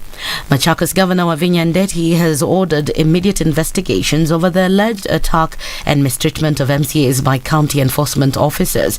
This was after some inspectorate officers were arrested on Wednesday for allegedly attacking Kalama MCA Boniface Maeke within court premises. The county askaris were arrested after a court official called a senior police officer in the county, stating that the court was under attack. And finally, a regional agency has predicted wetter than usual weather for Kenya until the month of April. The forecast provided by the Climate Prediction and Application Center also notes the temperatures will be hotter than usual.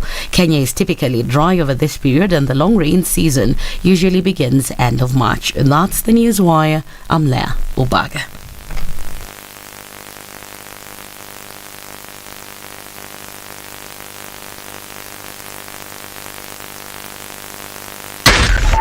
.4 Spice FM, Nairobi. It's a few minutes after 9 o'clock, and traffic is actually not doing too badly right about now. On the Thika Superhighway, it has reduced significantly. Just at Survey, then as you approach Pangani there, and on Limuru Road, it's looking better as well. Uhuru Highway getting into the CBD at your junctions is where you'll see some hold up, but I think we'll be out of traffic hour in no time, and then this will all fizzle out. Yes. Let's talk on Spice FM. KE on X, hashtag #TheSituationRoom.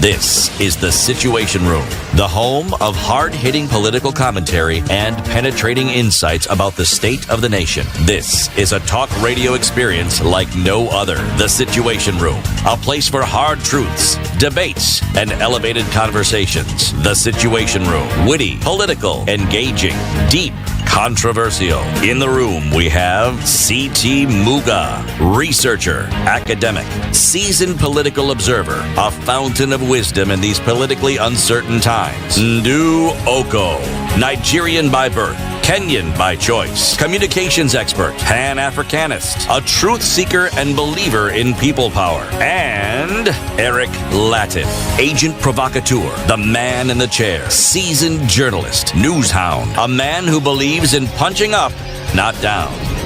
This is The Situation Room. 7 after 9, on to the final hour of The Situation Room this day. It's the 1st of February 2024. We thank you very much for keeping it locked right here.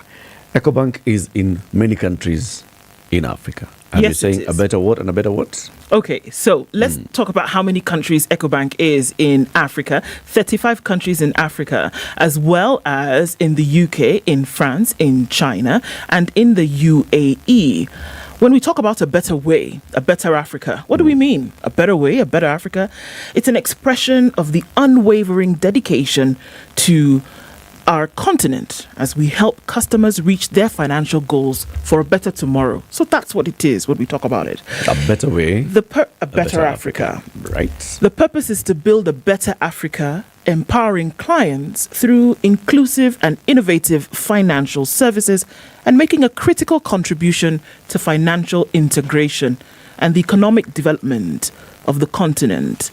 So imagine the harnessing of a pan-African platform that you can have your banking needs met in 35 countries on the continent and 4 other countries around the world. And that support has been thrown behind the AFCON that's currently going on in Côte d'Ivoire. Making it easier to bank and putting support behind sports. It's a better you, it's a better Africa. Bas, kabisa.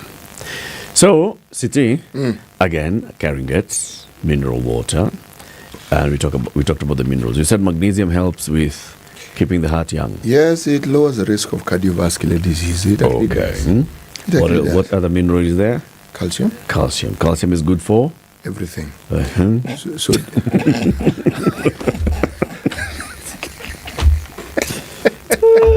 Thank God.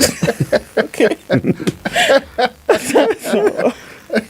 What else? Sodium. So that's what it's good for.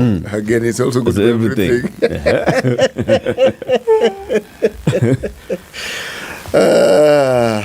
All these filtered through the natural rock that's Kenya's earth, the rich Kenyan earth. And that's why we say, own your richness. Yes. Who's carrying it? Yes. Remind us the day's proverb.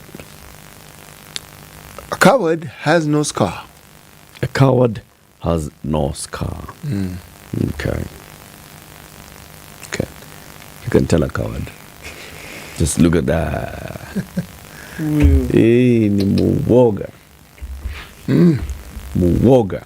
Kabisa. Now we've had a conversation, and in the previous hour we were talking about this storm over housing and the housing program by the government. Yesterday, as we were having the conversation about the depreciation of the shilling and the performance of the economy, we again talked about debt as well has been a big issue.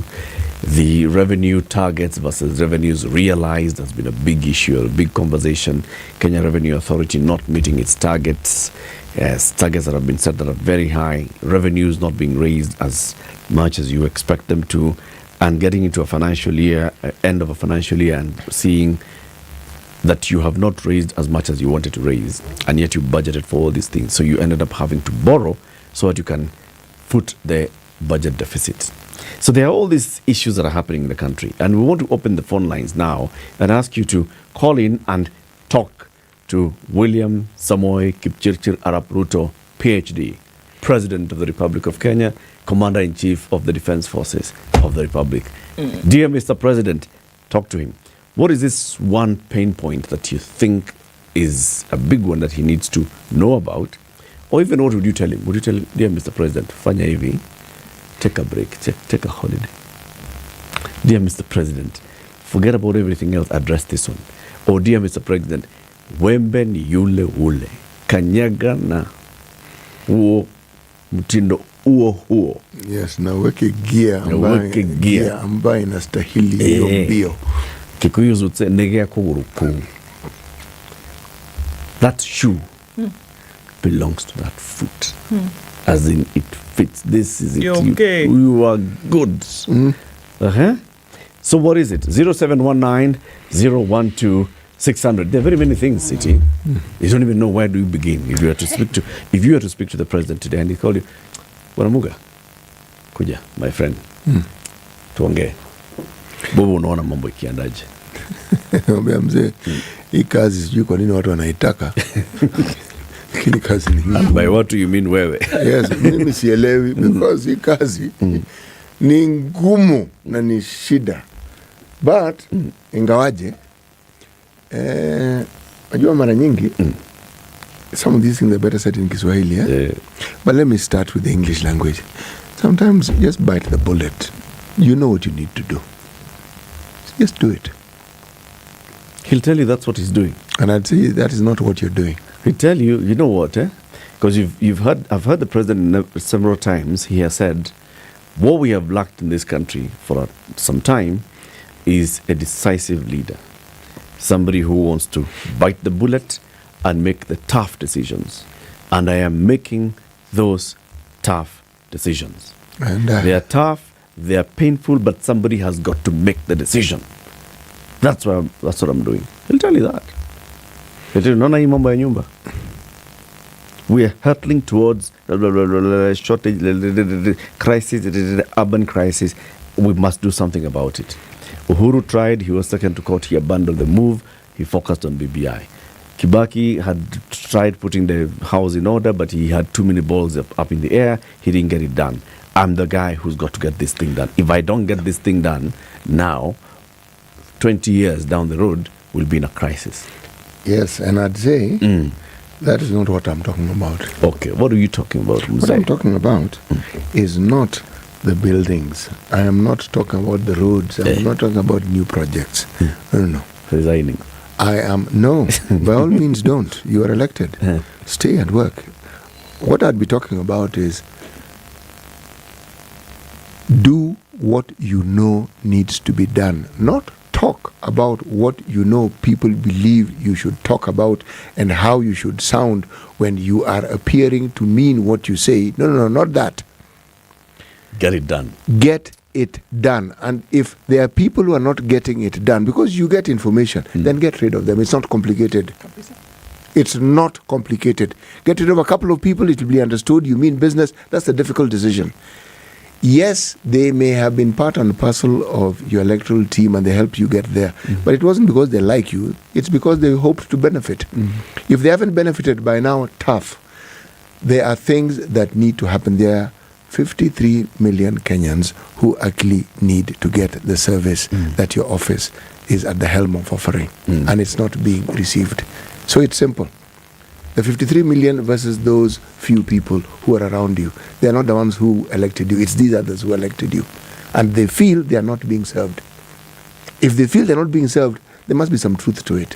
So something is wrong and you know what it is. Now that is what I mean. Sort that one out. Because these things don't happen on their own. There are people whom you work with who are guaranteeing that things don't get done the way they should. Get rid of those people. You see, I normally like likening some of these things to other experiences. I like what City say. When you have a physical problem, physiological issue, you go to Dr. Abi. Yeah, Abi. Then doctor says, let's do a test. Right? There's a physical manifestation of this problem. Yes. You have malaria, you'll have a headache, you'll have fever, you'll have joint ache, etc., etc. Yes? Okay. Doctor says, let's do a test. We do a test, go pull blood, whatever, we come. I say, okay, there's malaria in your body, right? And it is affecting your function here, here, here, here, and here. Can't see clearly, you're tired, etc. In what, and this is wrong, isn't it? It is bad for you. In order to get you on the path to health, this is what we need to do. Come for 3 days, take injection, swallow this for the next whatever, do a 1 dose, then eat your fruits and vegetables and build up your whatever. Those are clear things that you need to do, right? Yeah. Do you ever hear the doctor saying, actually, you know what? How about let's not give you the medicine. You go run around in the park, expend whatever little energy you have left and just run around and see what we can do. Maybe you sit down and think about your problem. Or how about I leave you here and not give you the medicine and I go now see other patients. That's exactly what it looks like what's going on here. You've done the test. You know what the problem is. But we do not see that there are certain things that are being done. Case in point, look at it today. We've been talking about reducing the amount of money that is spent across board, recurrent expenditure kind of thing, whereby the president himself, said we're going to mop up 300 billion shillings from here and there. Have we seen that the 300 has been mopped up? The Auditor General in this report today, what has she told us? That, you know what? Some 500 and something people are working at the National Treasury, just one department, the National Treasury, and they over and above what has been recommended, over and above what has been agreed on. Yeah. Now imagine if we saw just that one action, whereby you look across board and you cut the fat and you say, let's work with what we have. Just that. How much money would you be able to mop up? And let's not even talk about things that are so complicated to be done. This is one thing that you can actually do. If you say, okay, we need to save top priority spending, and these are just from reports that we've seen over the last 1 week.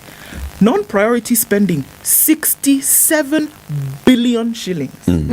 If you say, okay, guys, how about we all sit right here, Sit behind your desk. I'm not even asking you to sit for 8 hours. 5 in a day. Do your work. You don't have to be jumping up and down. How much would you be able to put together? A lot. A lot. And that's what I'm saying. Take the injection, swallow the pill, get the work done. When there's a cancer in the body, the surgeons don't sit around and pussyfoot about, oh, shall we cut this thing out? Or let's see if we can talk to the tumor if it's ready to come out tomorrow. No, cut it out, get the thing, let's go. And it's that implementation that we are not seeing happening.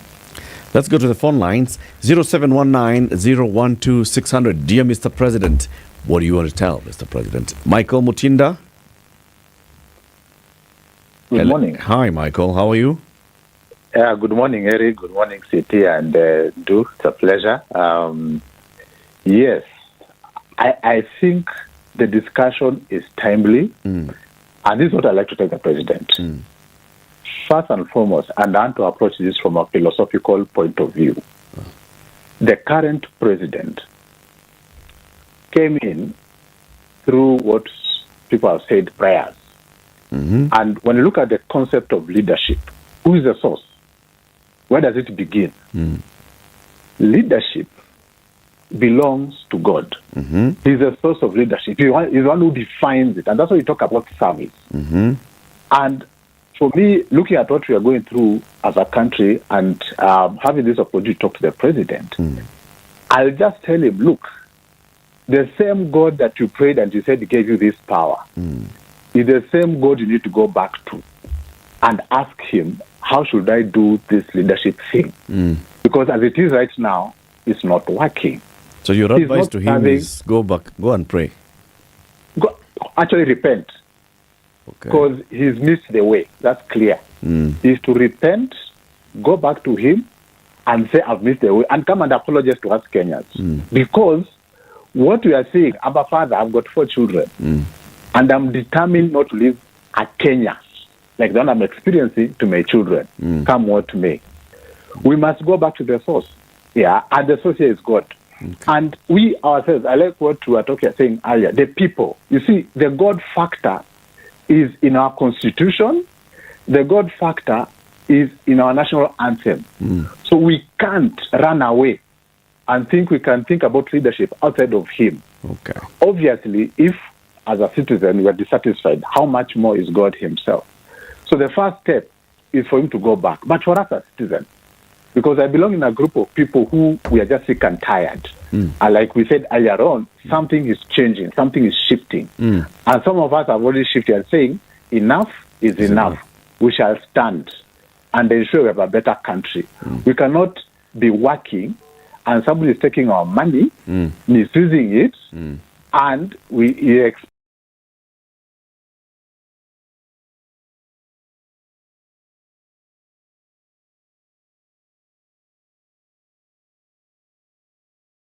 And I'll end by saying this. The philosophy of leadership that existed in this country, just supporting what City has said, has come to an end. It has expired. It's not serving us. We have to change the philosophy. We have to change the thinking. And that's the revolution thinking that we need in our thinking, and also guys to become. Because let's become the change you want to see. That's it. Thank you, Michael. Michael Mutinda in Roysambu. Naftali in Kisumu, good morning. Good morning, sir. How are you? I'm very fine. Speak to the President. Dear Mr. President, just make sure that companies are working. Kenyans will find jobs themselves, and they will have to build the houses that you are claiming that you will build for them. They will build for themselves. Just remember during the regime of President Moi, we had a lot of companies, and a lot of people were employed. And like today, whereby youth are unemployed, and you are, instead of sympathizing for them, you are imposing impossible goals to them. You will make them tired. So, Mr. President, check on job opportunities. Instead of building houses. In fact, that's what I can say. Thank you, Naftali. Thank you. Have a great day. You too. Yes. Samson in Kisumu, good morning. Good morning. How are you? Speak to the president. I'm very fine. Mr. President, when we were burying Mrs. Dedan Kimathi, you said that it would take 2 months to have the late Kimathi out.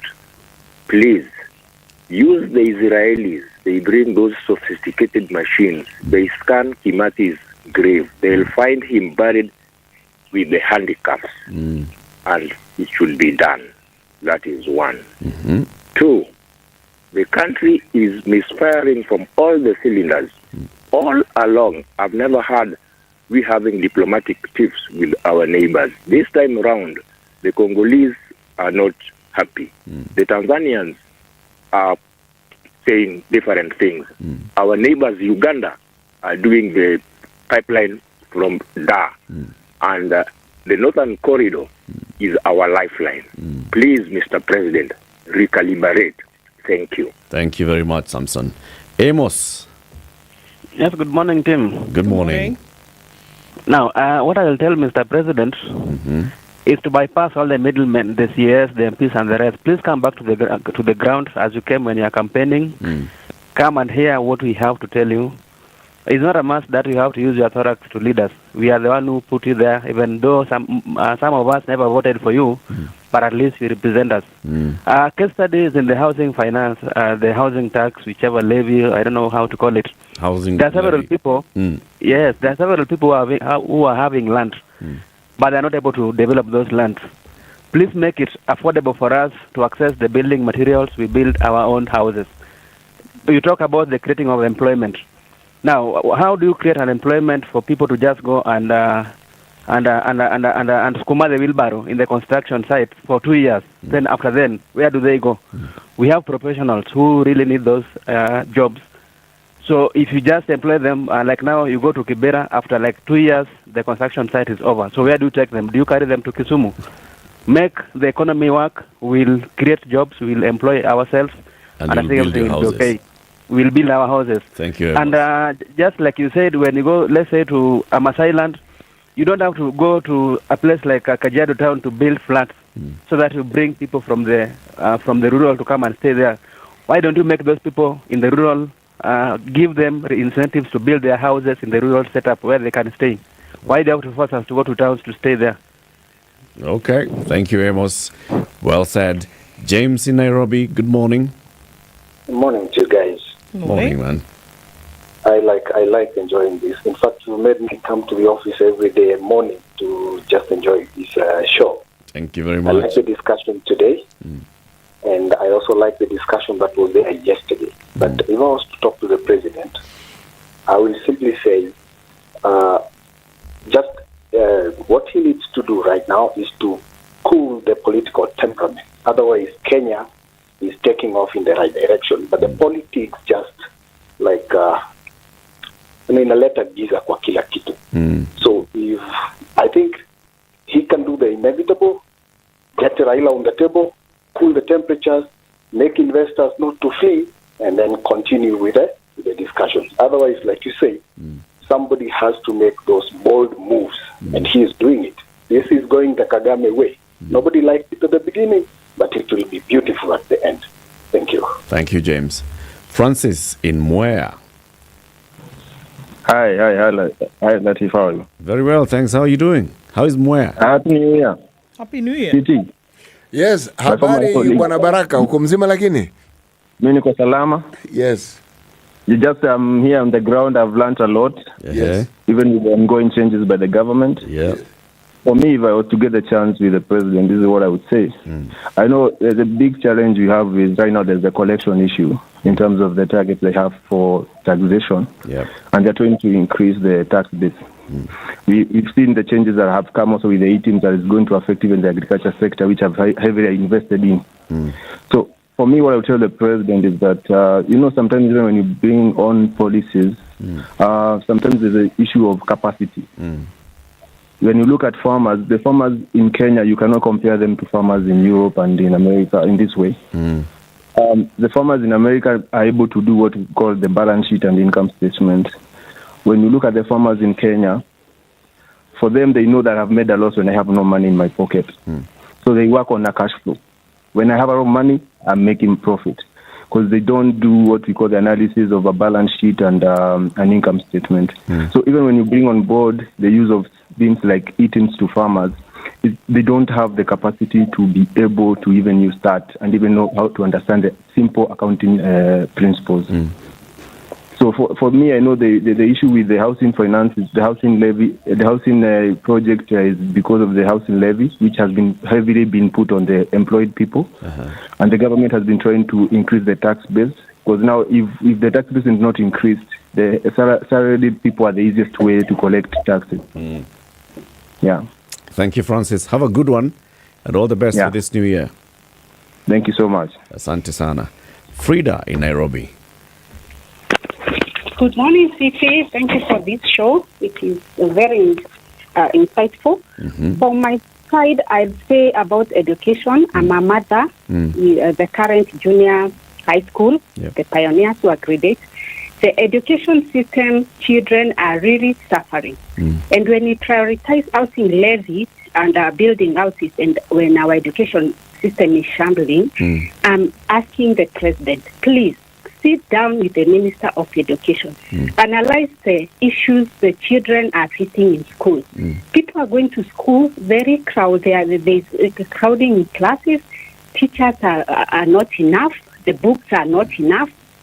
And we expect our country to grow. Please, we are messing up a generation. And as a parent, I feel bad because if I earn money, I would take my child to the other system. But now, as it is, please, even these issues they are looking for the children who have not reported in high school. How the bursaries have become political. You have to queue. All this money, can they be put in one, like in a ministry, and instead of distributing bursaries, these they be channeled to all the schools, and the children can access their education freely. Thank you, Frida. Thank you very much. Eric in Nairobi. So now let me address Mr. President. Something wrong with your line, Eric. Hello? Can you hear me? Can you hear me now? Okay, let's try now. Okay. Allow me to be brief to Mr. President. Mr. President, I don't know where you're getting your data from, but on ground things are totally different. I applied for my ID from November. Right now, it's January ending. Actually, it's February. Huduma Center still talks of 2 weeks. If we can't get basic rights like national identity cards, passports are not coming out all the way from last year in April. A citizen right now is not loggable in. One can't even renew the driving licenses. Mr. President, these are the things we are having on ground. Before talking about housing levy, you can't disrupt an entire system that runs every single Kenyan's day-to-day activity, and you're busy saying that you're having our interests at heart. Why spoil the things that are available that were built by the former people through hard work and different things? Even if it's modifying the system, why spoil the one which is currently assisting? We are feeling a bit inconvenienced by everything. Why shut all systems down in the name of now we stay pending, waiting for things which we haven't seen? Well said, A day counts for everyone. Thank you. Thank you very much, Eric. Blackwater in Mombasa. Hey, morning, gentlemen and a lady. Good morning. Good morning.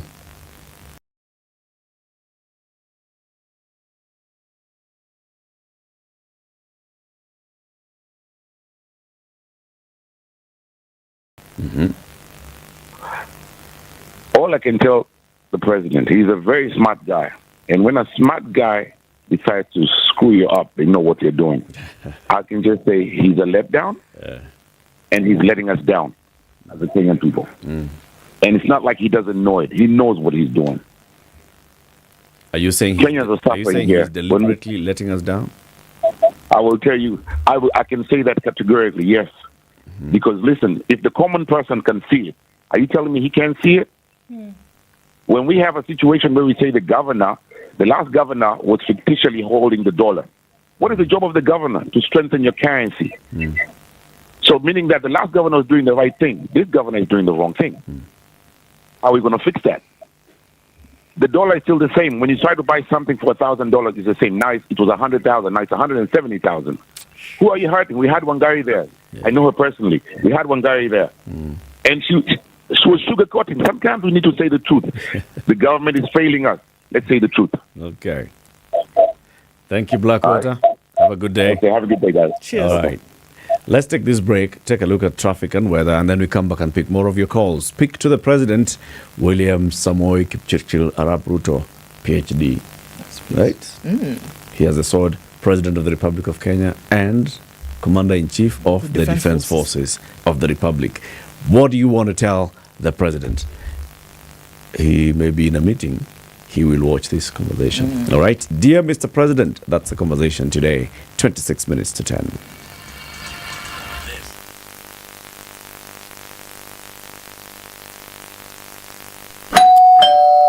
Oh, finally! It's my Standard Courier delivery.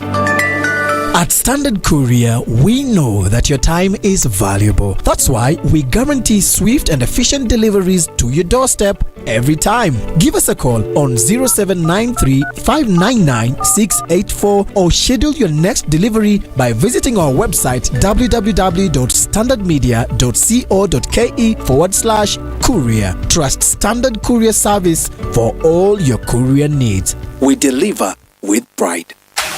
The weather with SpiceFM. Partly cloudy conditions now in Nairobi at 19. We'll see highs of 25.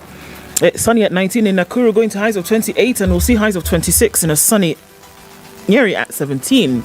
It's 16 and sunny in Eldoret. We'll see highs of 25. And we're looking into a mostly sunny Mombasa at 28 and a mostly sunny Malindi at 30. In Kisumu this morning, hazy skies at 23 with highs of 29, and we're seeing the same in Kakamega at 22, going to highs of 29. It's mostly cloudy in Kampala with highs of 28, and we'll see highs of 32 in Dar es Salaam, cloudy at 25 in Lagos, 18 and sunny in Johannesburg, 29 and cloudy in Mogadishu, and 18 and sunny in Addis Ababa. It's 24 and cloudy in Kinshasa, and looking into a cloudy Beijing on Thursday afternoon, it's -2. We'll see highs of -1 and lows of -9. It's 10 degrees and cloudy in Paris with highs of 12, while London at 5 is mostly cloudy with highs of 10. It's 3 degrees and cloudy still Wednesday night in New York. Coming into Thursday, we'll see highs of 11 and lows of 3.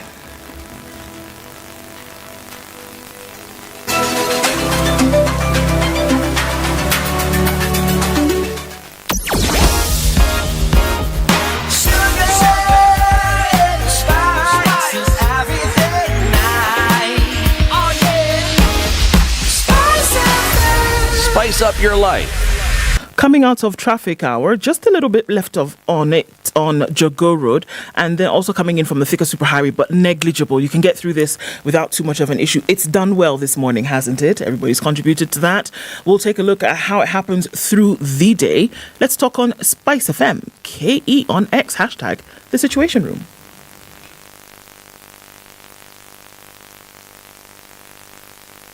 Some very nice, mature music. It really took me back to my days, and I can just feel young again and enjoy the vibes. Spice. I'm a big listener of SpiceFM. You play the best music. This is 94.4 Spice FM. Mature, intelligent talk every morning. Spice up yourself.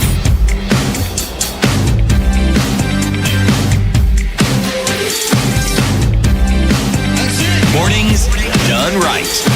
94.4 Spice FM, Nairobi. This morning, talk to the President, 0719-012-600. You've heard the people and what they're saying. It's about listen to what we want. Create an environment that brings about the opportunities for jobs, the opportunities for income. With those incomes, then people will be able to invest. Once they invest, they'll be able to even invest in housing. Okay. And then the basic services. The last caller was it George? And he was talking about, or was it Eric? And he was talking about just a simple ID card. We call it simple. It's not simple. A simple renewal of a your passport, driving license. Right? NTSA, all these things, and it's because of a disruption in the system and something not appearing to work. And even the story this morning on the rollout of this visa-free conversation, Kenya ETA, Ruto's vision of visa-free entry proves tricky for many. There's a story here that talks about very many people. Previously, there were many in African countries who just needed to arrive at JKIA, get their passport stamped, That's it. and that is what visa-free was. Okay? Then there's a gentleman who is quoted here called Adio, a Zimbabwean citizen living in Germany. He was not anticipating any issues at Bremen Airport when he arrived for his flight to Kenya earlier this month. But at the check-in desk, he was asked to show a document saying he had permission to enter Kenya. He was like, he started arguing with them, look, I'm from Zimbabwe, I'm going to Kenya. I don't need a visa to enter Kenya or permission to enter Kenya. No. I've done these trips before. The German guys at the counter were like, you do. No, I don't. Yes, you do. He had traveled a week earlier. If he had traveled a week earlier, he'd have come. But now, nationals of Zimbabwe, along with some more than 40 other countries, including several from Africa, could arrive in Kenya previously, get a stamp on their passport, and enter without paying. So when Kenya announced it would be a visa-free for everybody from the 1st of this year, Adio thought the same rules would apply. He scanned his phone to find the new details on entry into Kenya, realized visa-free wasn't really visa-free. Things that are done, and then you realize as you go on, is on, so was that really visa-free? Was the idea to be visa-free to make people come, or was the idea to create a new revenue stream? What was it? Or was it a narrative that was being spun, and the consequences or the activation of that consequence was not fully thought through? Because we're having issues we didn't have before. Exactly. Or was it something that was said on the fly, and then the thought was that, okay, guys here are going to make it happen as soon as I've said this. Like, are you listening to me? Fix it. Rais amesema, sasa tufanye nini? How do we do it? And they watu watakuja. And then on the 1st of January, that's when they realized, okay, no. How do we do this thing? Veronica in Texas. Hello. Hey, hi, Eric. Hi, Veronica. How are you? I'm living in the city. Very well, thank you. I can see you. I'm working. I'm on a live in Dallas. Veronica, there's an issue with your line. Please try and call again. Try and call back. Try and call back. George in Umoja, hello. Hello. How are you? Good morning. Morning to you. Fine. I hope you're fine there. We're fine. My contribution is our president needs to note that sometimes you don't fight a battle to win. If, for example, the court have ruled that the housing is unconstitutional, I think it's good to sit down and listen to the Kenyans. What do we want? The parliament also need not to force things. I have seen they have forced things. They are correcting what we call participation, and then it's not working. So what President Ruto should note that some things, some battle you don't fight, win. So Kenyans are suffering. 1.5 for the... Imagine you are building a house which will not stay. You build and then you are told to deposit 300,000, which you don't have. So that means it's all about the rich people. The other thing is the land is for the government. You see, how do you build your house on government land? So what about when it came to this thing, when this regime finished the work, or they get away for maybe 2027? What happened to the next regime? That's true. With the land so your message to the president is ukichengwa tulia. Yeah, ukichapwa ulatulia unasareda. Thank you, George. Thank you. Let's hear from Susan in Nairobi. Good morning. Good morning. Hi. Hi. Dear Mr. President, I am shocked that your legacy is exporting young people from this country to go do very undignified labor in other countries. Our future scientists, our future presidents, our future innovators, are you really incapable of seeing that you're destroying their future, their children, their grandchildren? Mm-hmm.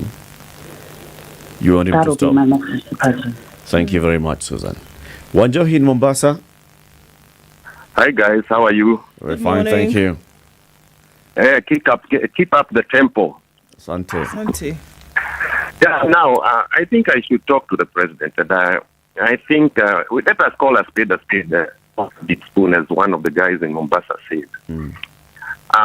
When this guy came in, he came in the premise of bringing down the cost of living. That was priority number one. The bottom-up economy was to bring everybody bottom go up. We didn't know that the bottom-up was to raise everything up. Look at what is happening. You guys, I'm telling you, ground. Everything has gone up. Fuel, you are increasing fuel. Fuel, when they came in, it was 85 a barrel. Now it is 81, it has reduced. They are increasing. Look at the Zambian president.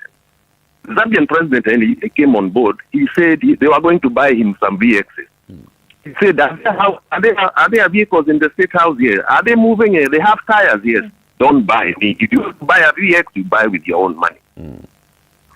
He could have had the Indian government to save money, not wearing a belt of 400,000 and another government is wearing a Rolex of 4 million, and then we found the coffers empty.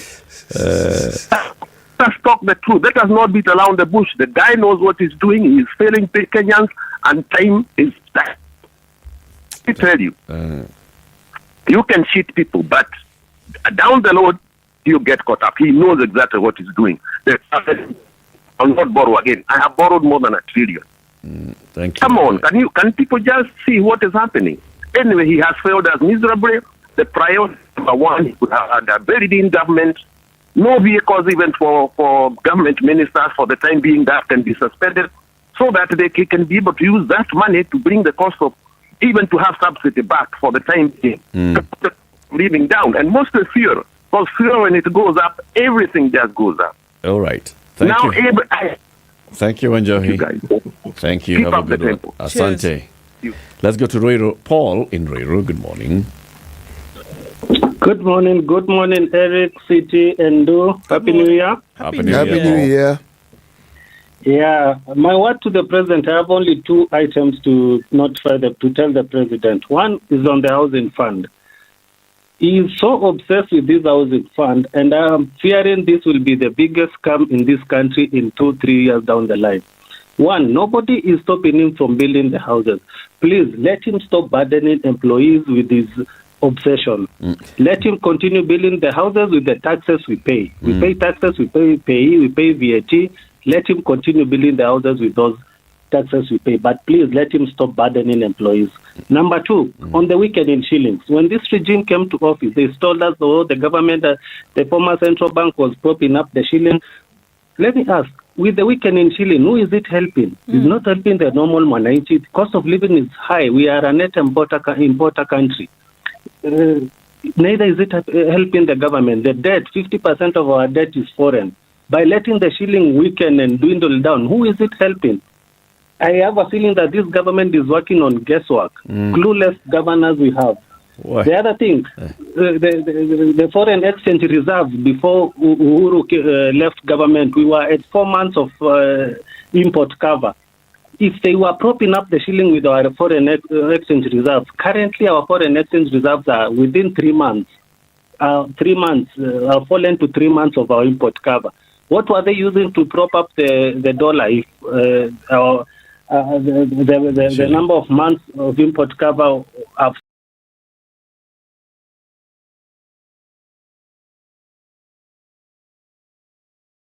on our Facebook page where we're live streaming the show and do simple sum. On Facebook this morning, the art of arm twisting the legislature to have your way, Mr. President, will soon fizzle out.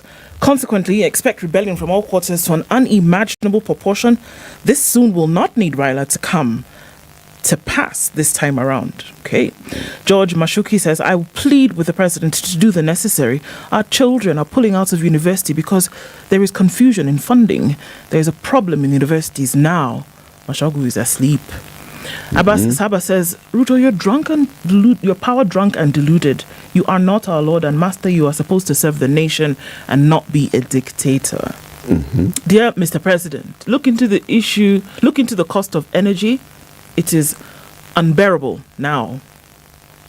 Quite a number of things coming through. Chris Maurer says, well, the president, I guess he's speaking to him, knows what he's doing and what results he expects. At times, plans don't work. Someone can tell him. Loyalty can be bought.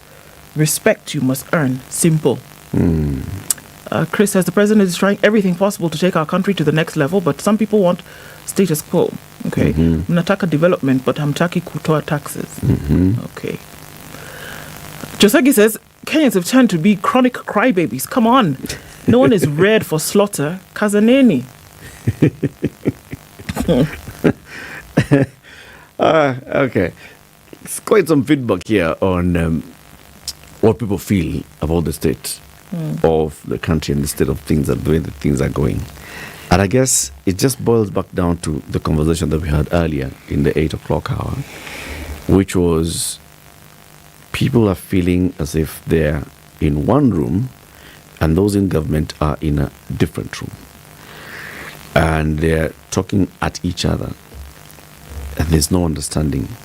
Those in this Watu's room are sitting on the floor. Those in the other room are dining in high tables and wearing the Rolexes and expensive suits and telling them, tunawashughulikia. and that's there's an issue here. There's an issue here that those in power seem to be getting more and more increasingly deaf to. Yeah.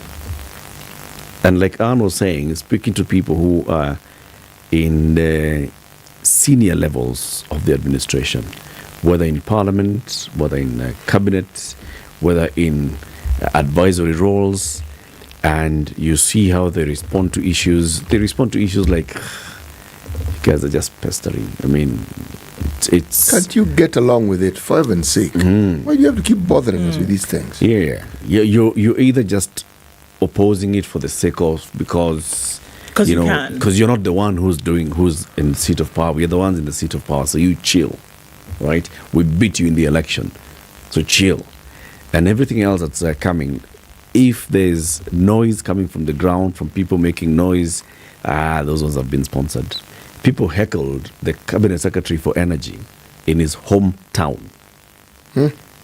And the response that you get from those around the administration were those ones that, it's political. There's so-and-so who had brought in his people there so they can heckle and try to drive a point. People heckle the governor, Kawera, and it extends to the president, and the president says, I don't want heckling. And people no. You see, those are local Meru politics. It's not about, don't amplify that and make it at your national. No, it's just local Meru. And it's one after the other. There's no point of saying, maybe they're saying something.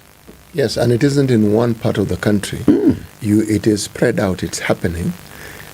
And it isn't, there are times you could say it was an isolated incident. The moment it's 2 or 3, there's nothing isolated about it. You see, when we said it in an earlier hour, that when somebody, in fact, Ndu said it, when somebody's purpose and intention is to actually help people, it is not difficult to determine that.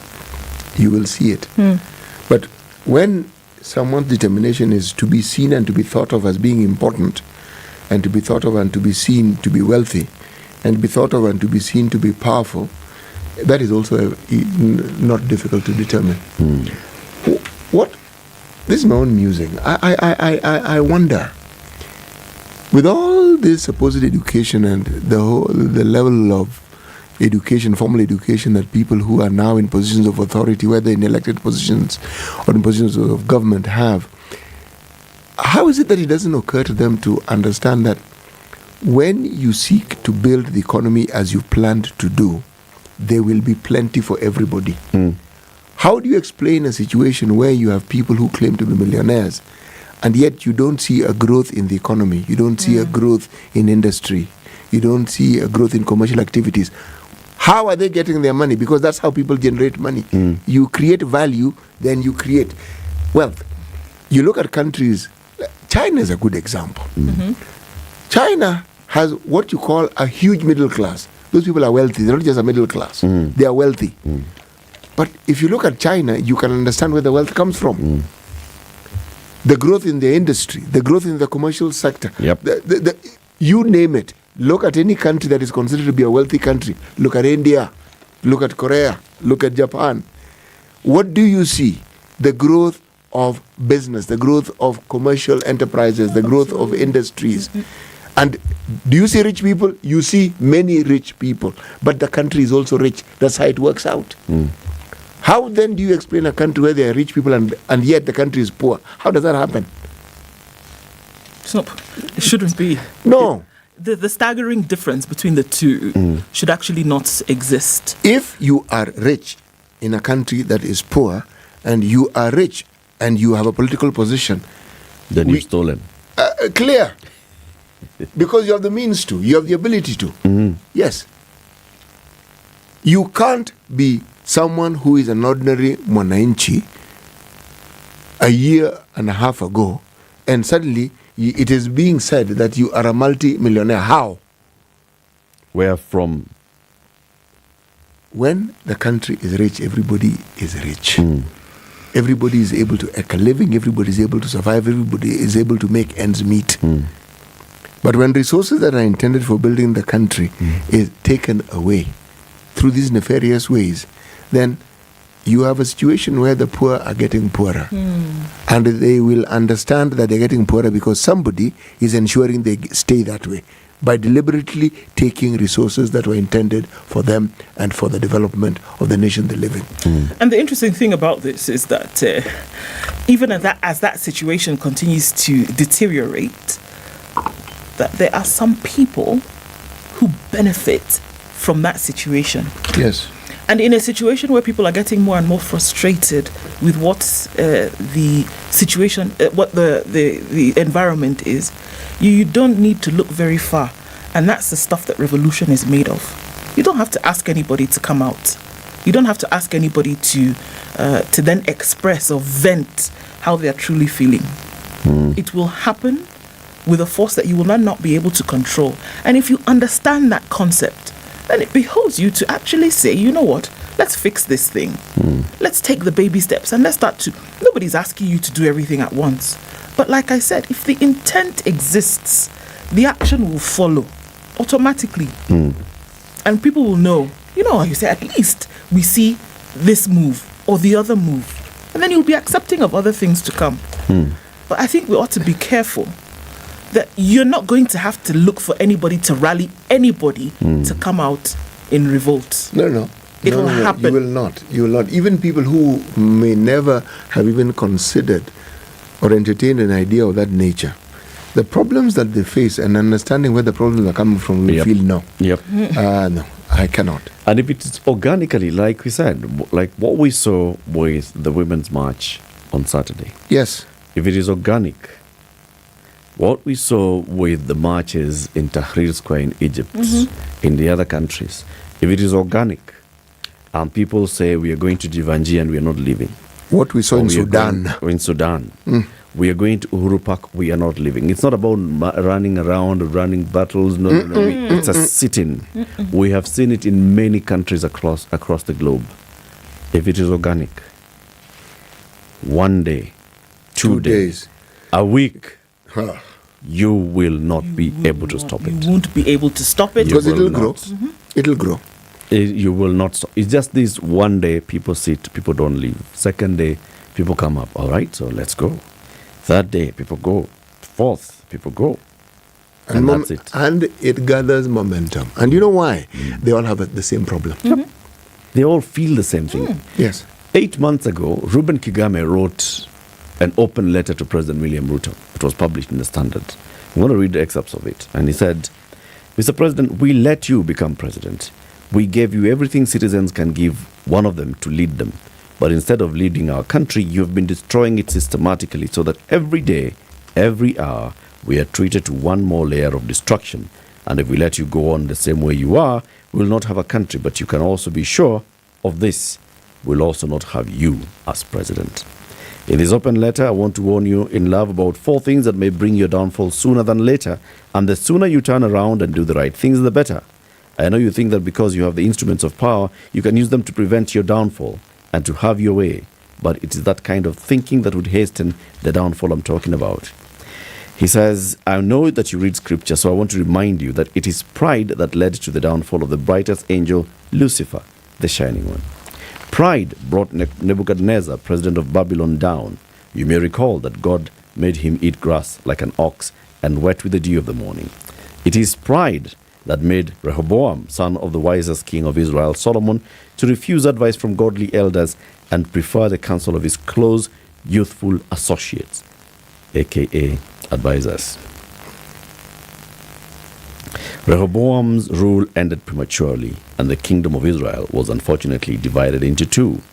In the New Testament, the best example I can give you, pride and arrogance, is that of King Herod, whom God struck by having worms eat him up. Great men and women, past and present, have been brought down by the sort of things that you and your friends are doing to Kenyans. You're a scientist by training, but I know that you have read or heard about an English playwright called William Shakespeare. In his play called Macbeth, Shakespeare says, a good and virtuous nature may recoil in an imperial charge, but I shall crave your pardon. Those are words that are coming not only from Reuben Kigame, but from many of those who have called this morning. Absolutely. Thank you for your calls. Thank you for tuning in. Thank you for choosing this to be the way to start your day every day. As we get into February, have a lovely month. We'll be back tomorrow morning. Good day. It's 10 o'clock.